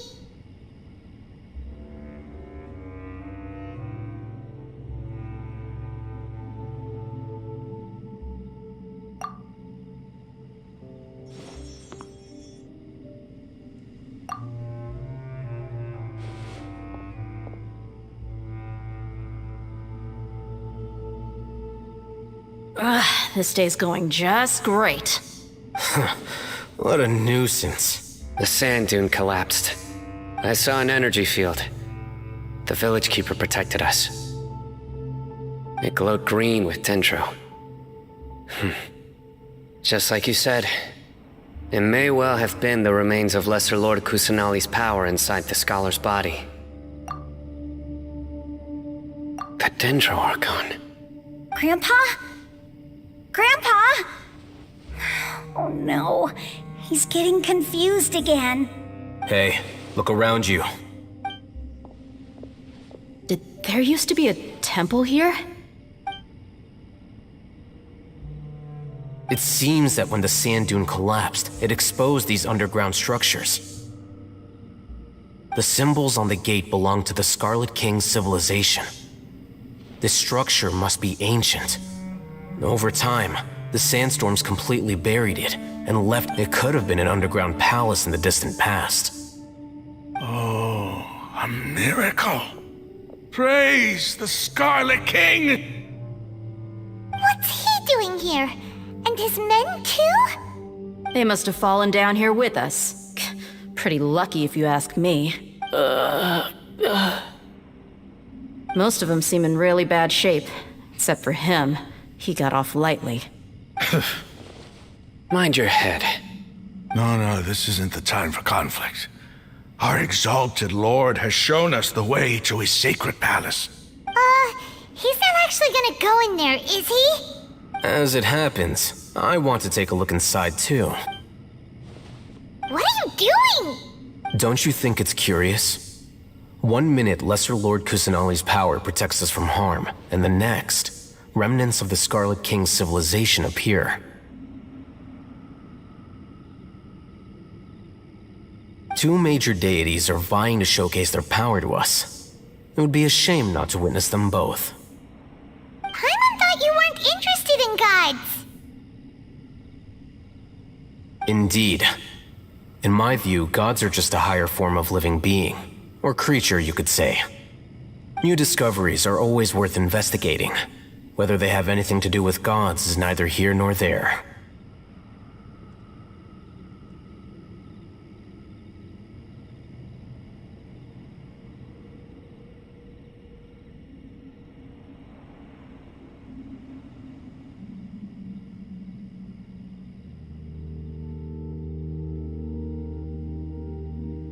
Raman, what are you gonna do about your men?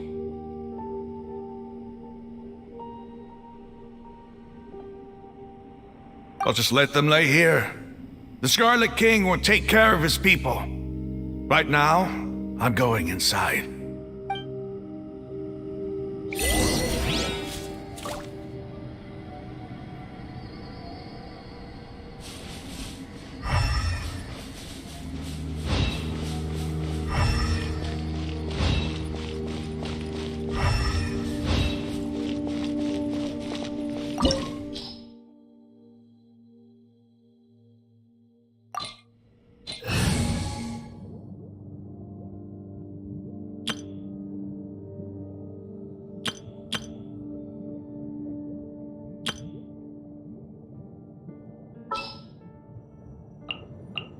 As per our contract.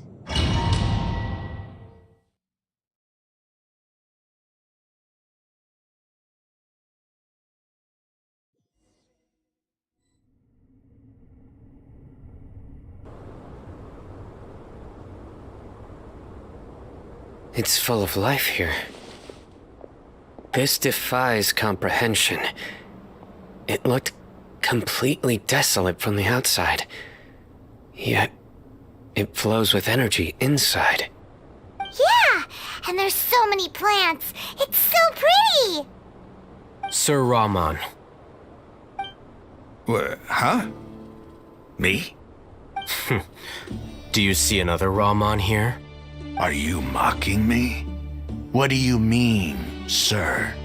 Interpret it however you want, but there's something I'd like to draw your attention to. While this structure is clearly left over from the Scarlet King civilization, the energy that flows in here is that of the Dendro Archon. Whatever you say. It's not like I have a vision. There's nothing to be angry about. Think of this as an academic journey. It does seem kinda strange. If that's true, then we might have to explore this whole area to find an explanation.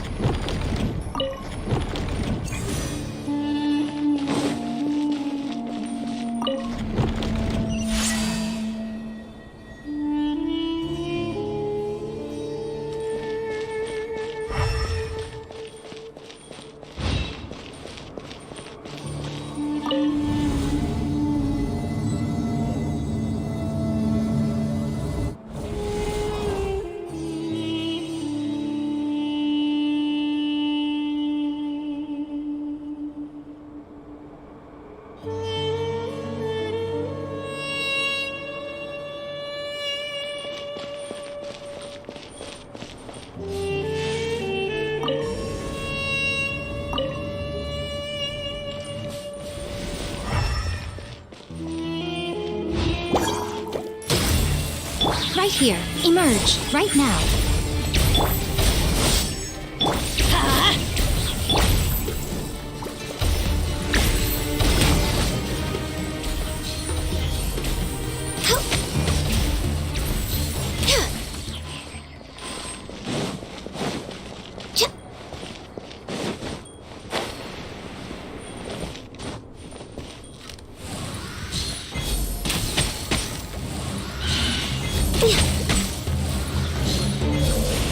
Born of ice and frost.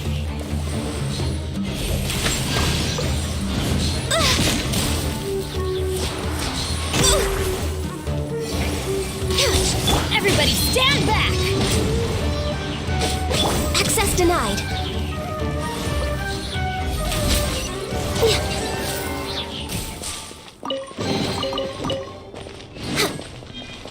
We're way behind schedule.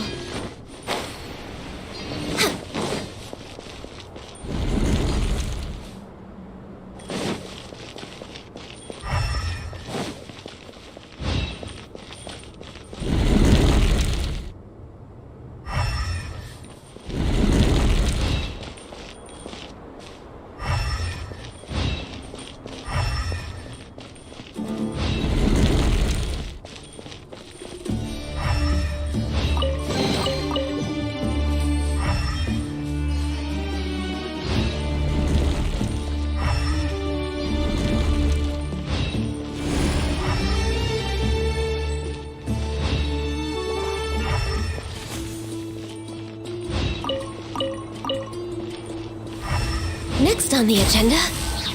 Come on, focus. Emerge. Born of ice and frost.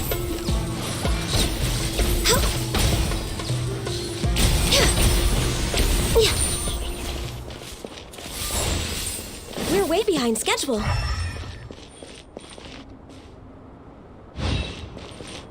Next on the agenda, we're way behind schedule.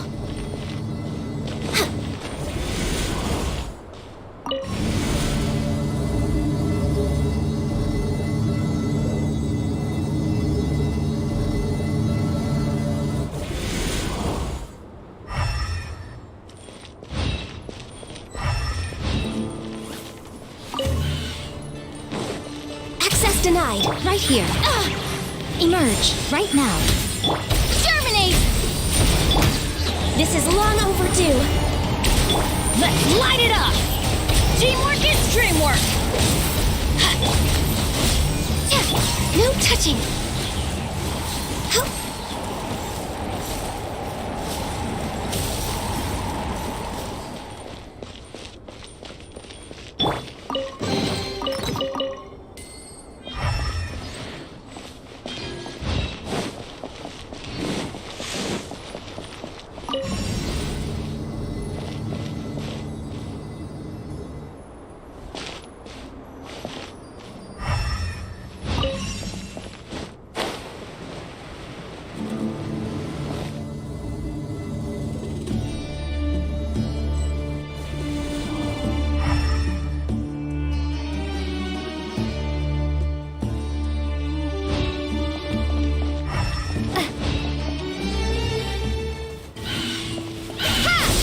Right here.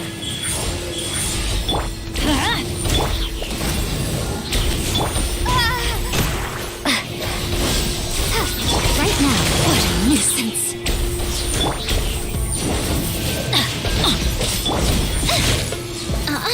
Let's light it up. I'm going in. Yeah. Right here. Propagate.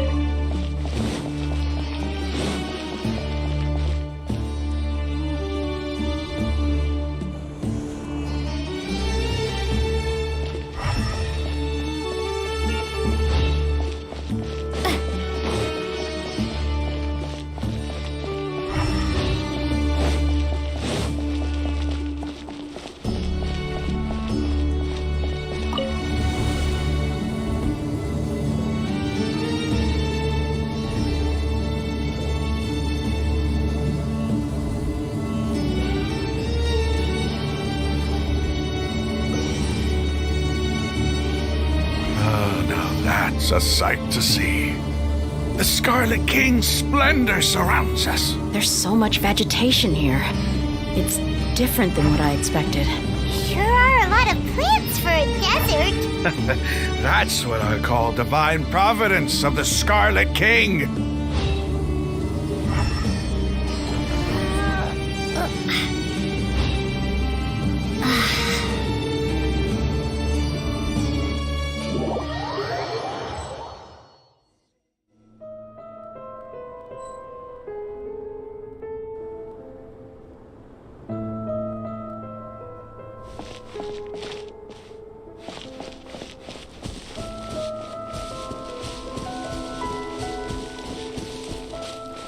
It's getting brighter! Oh, it looks so beautiful!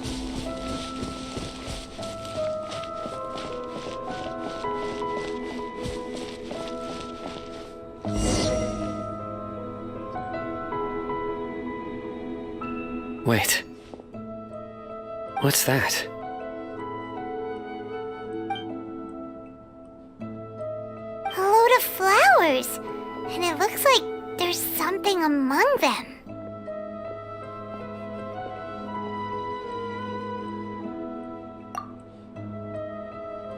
Oh, these are Scarlet King runes. They left something behind. Yes. It's an elegy written in an ancient script. What does it say? Here lies our faithful priest Kasala. His wisdom is a miracle among the people, deserving of high praise and admiration.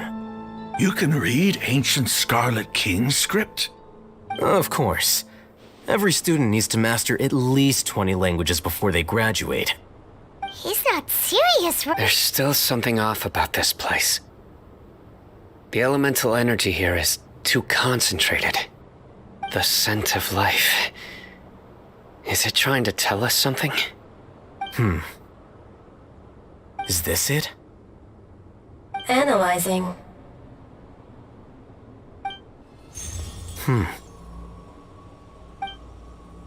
There seems to be a hidden message among these skeletal remains. Excellent. There's a device from the Scarlet King's civilization in this gravesite. I'll transmit the information over and project it for everyone to see. Isn't sharing knowledge against the Academia's rules? Yes. However, under the circumstances, I'd prefer you to see this for yourself. You'll understand after watching it.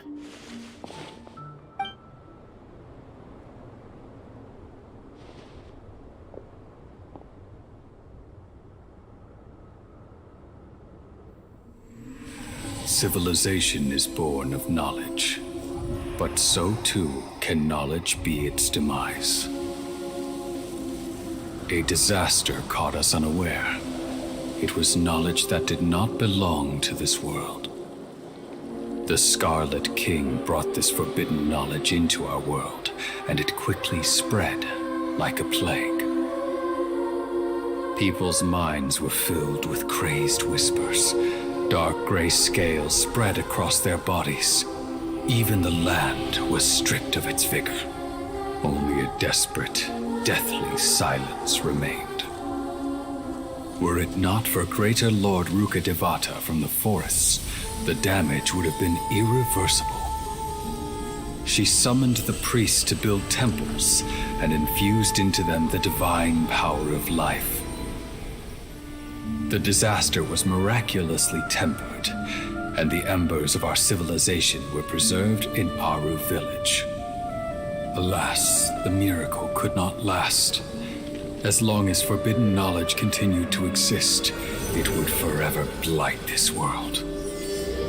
In the end, the proud king of the desert, my eternal lord, chose to sacrifice himself. I have spent my whole life since guarding one of these many temples. But now, my duty is coming to an end.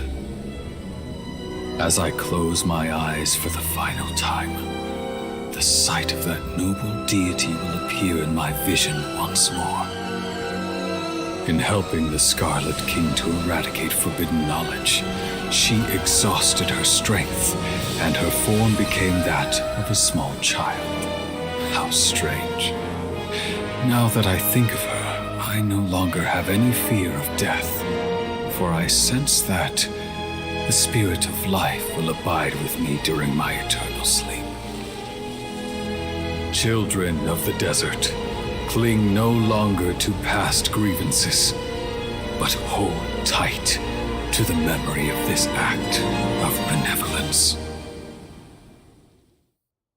What was that? The priest's memories. No, impossible. Greater Lord Rukkhadevata. So the former Dendro Archon and the Scarlet King were never enemies at all. But this doesn't make any sense. The Dendro Archon's followers, they're clearly... Was that the former Dendro Archon? She became so tiny in the end.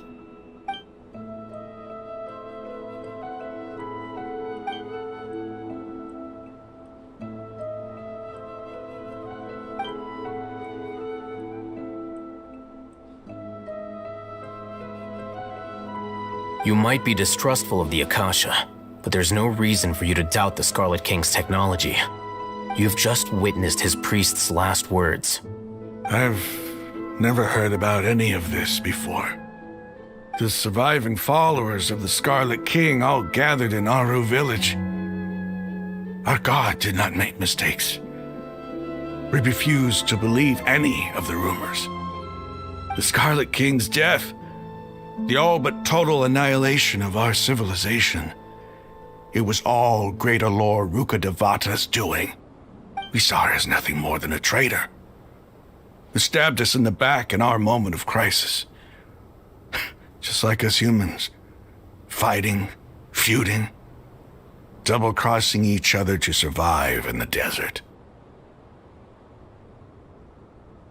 You were blinded by your prejudice.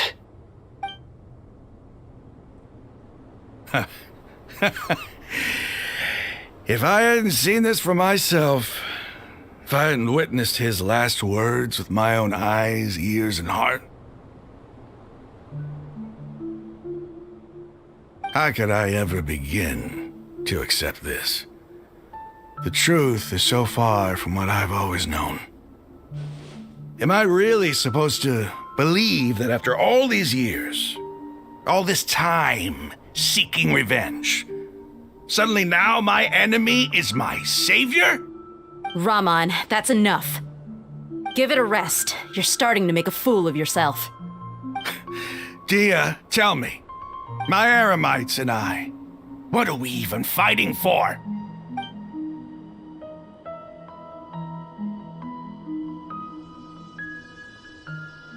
Hey, how you doing? I'll live. Thanks. I should probably go. Can't just stay here forever. What's your next move gonna be? Oh, I know what you're going to ask. I feel deeply ashamed of everything I've done. You'll get everything you're asking for. But please, give me some time. After everything that's happened here today, somehow I need to explain it to the others. It's not gonna be easy. Well, I guess that's for me to deal with. Dia, this is where our camp's located. Make a note of it. When would be a good time for us to go? Tomorrow, I'll convince everyone that we're all on the same side. And I'll return every last one of your your village keepers. We'll share our other resources with you too.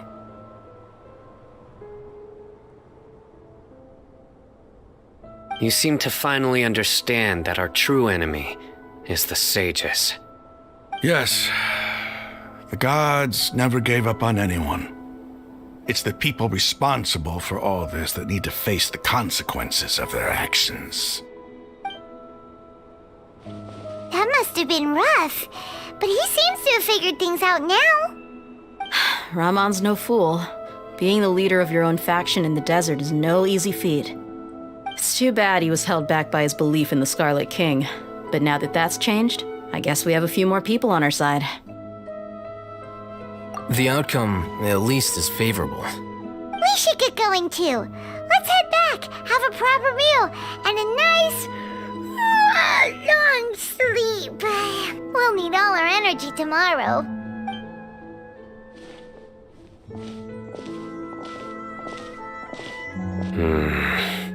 Sino, we're leaving! Stop yelling.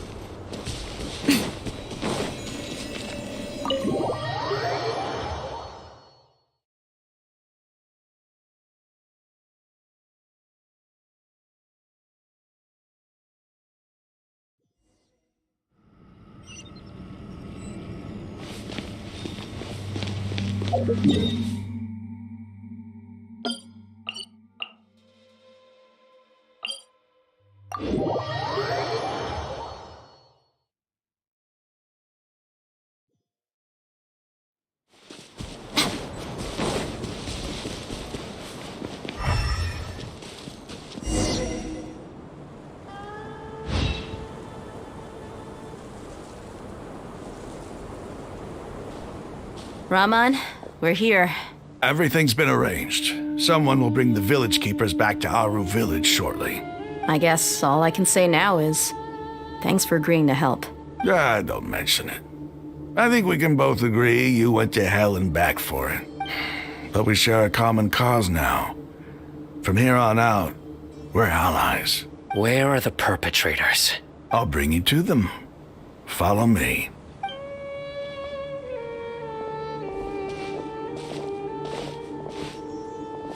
So these are the people who kidnapped the village keepers. Oh no, it's the scribe! There's no need to yell. No one can help you now. We've been all over the desert trying to find you! That's right.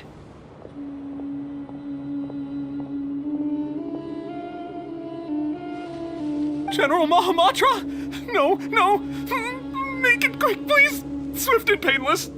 Whoa. The moment they set eyes on Sino, they turned pale like they've seen a ghost! You should have known that I would be coming for you. Wait, we were just following orders. You know what I'm talking about, right? There's no way we could have done all this by ourselves. No, not Sino. He's gonna tear us limb from limb. I could do worse. Please have mercy. Start talking. Otherwise, I'll have to resort to... So, your superiors have kept you quite busy recently. Why? What are they trying to accomplish? They wanted to extract canned knowledge. Don't play dumb. You know what I'm really asking. They extract divine canned knowledge. Then what? I really don't know how to explain it. Well, you better start talking or you'll be sorry! You don't want to make things any more difficult for yourself, do ya? Be my guest.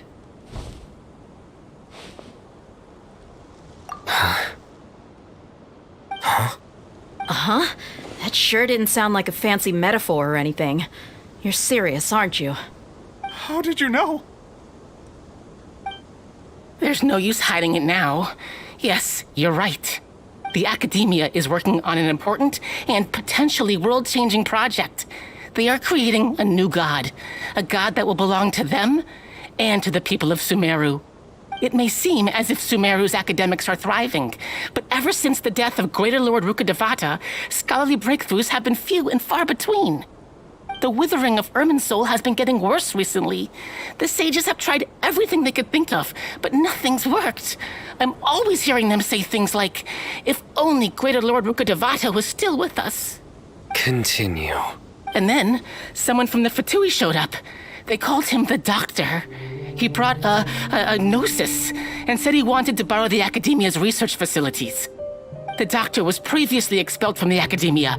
At first, the sages looked down at him in disdain. But when he said those words, everyone's expression changed. He asked them, "Do you wish to create a god?" This is what the arrogant ignorance at the extreme end of academia looks like. First, the Academia spent a long time constructing a divine vessel, which was based on an exquisite humanoid puppet. After that, they harvested dreams via the Seb-Zerus Festival Samsara, maximizing the Akasha's output. With the Doctor's help, and the Akasha now functioning at maximum efficiency, they were able to use it to extract the power from the Gnosis and convert it into a divine core. Next, they decided that their new god needed to possess divine wisdom. For that to happen, they needed a huge quantity of divine canned knowledge. It adds up. But how do you determine whether the knowledge extracted is of divine origin? Call it an educated guess? The Academia has been trying to figure out the exact source of the scholar's madness for centuries, but to no avail. Nobody can explain the cause of this phenomenon. Surely you can see what that implies, Scribe Alhaitham. If it's knowledge no mortal can comprehend, then it must be something only gods are able to decipher. In other words, it's the source of the God of Wisdom's omniscience and omnipotence.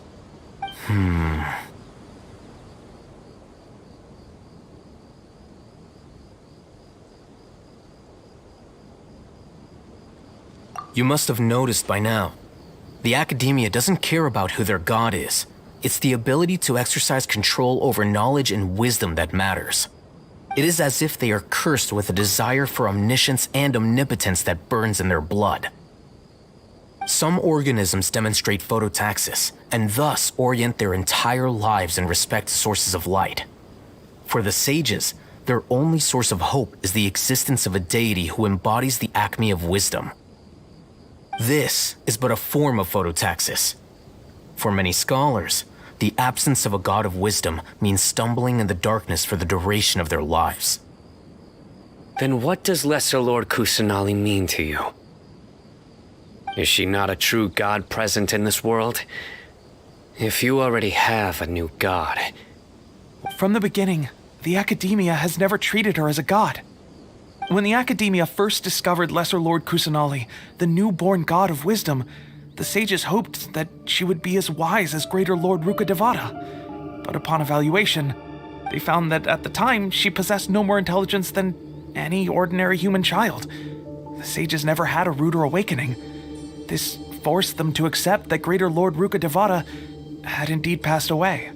Not to mention that Lesser Lord Kusanali's gnosis had been used to power the Akasha this entire time. By herself, she has neither an Archon's raw power, nor the spectacular insight expected of a god of wisdom. Slowly but surely, people began to forget about her existence. So, this is the path the sages have chosen.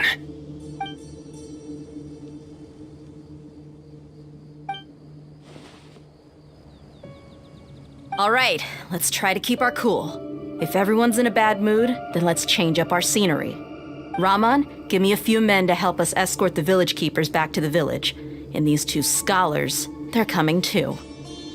Sure, as you wish.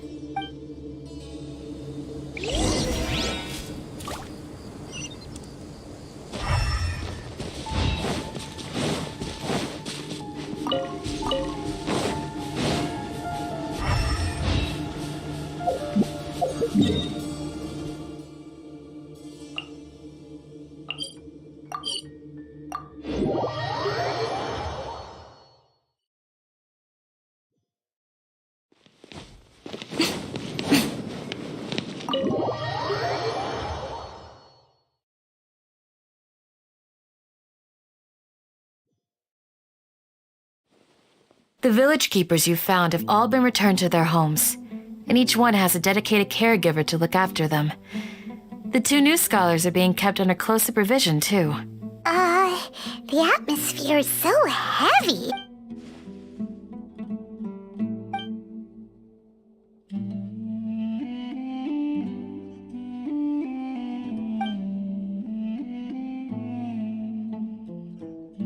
Hey, say something! Stop spacing out! Come on, is there nothing left to talk about? In that case, let's all get some water and try to think about something else. Or I can go fetch some snacks. Oh, Paimon's so coming with you. Do you have any plans, traveler? Gods above, you're not talking about work, are you? So you were still withholding some information?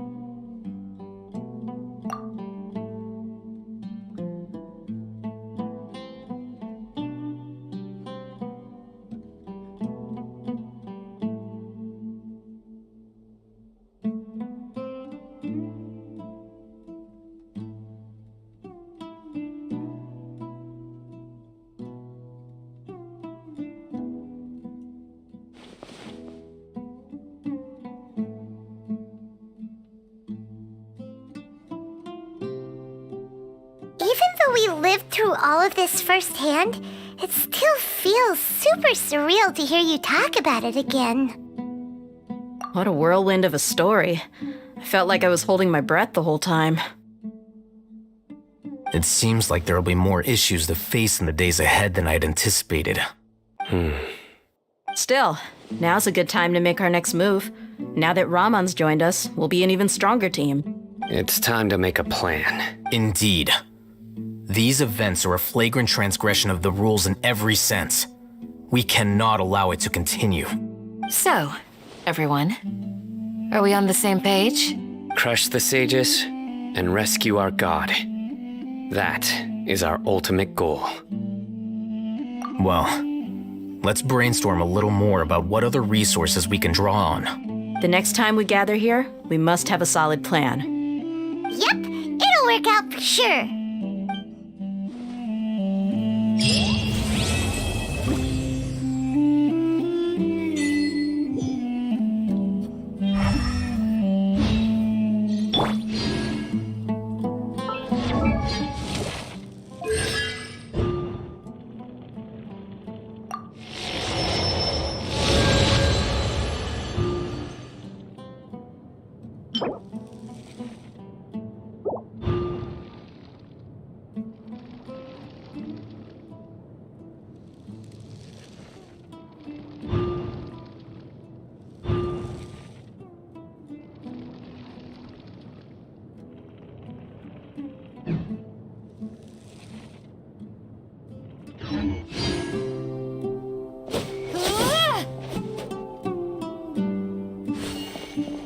You must let me know if there's... Though I cannot leave Aru Village. I can't help... I've never felt as roused as this when fighting alone. I suppose this must be the power of...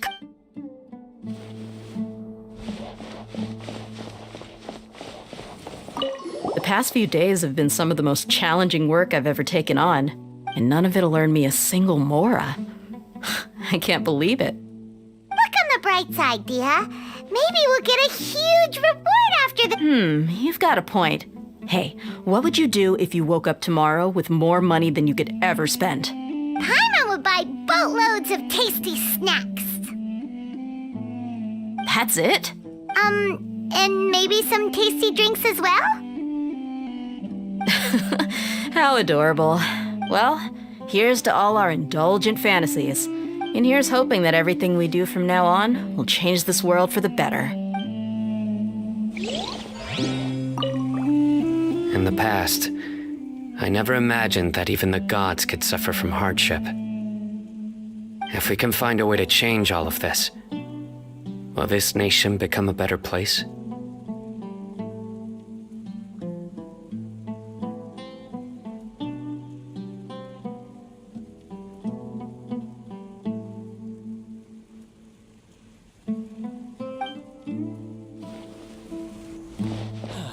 Your memory. Don't rush.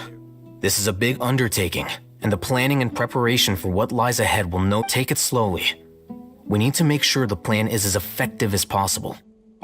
He's starting to read his book again. Hey, are you even listening?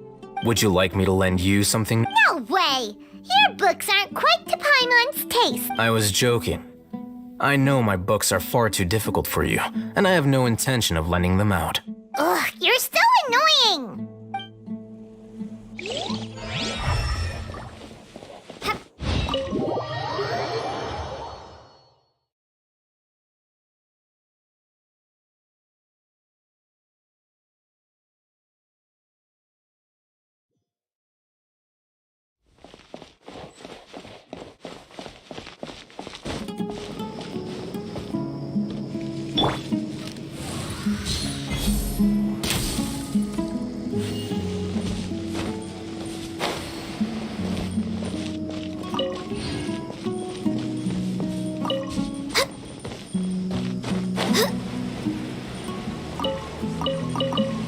Hey, and Mora, or trade anything you own. Really gonna come back from the dead?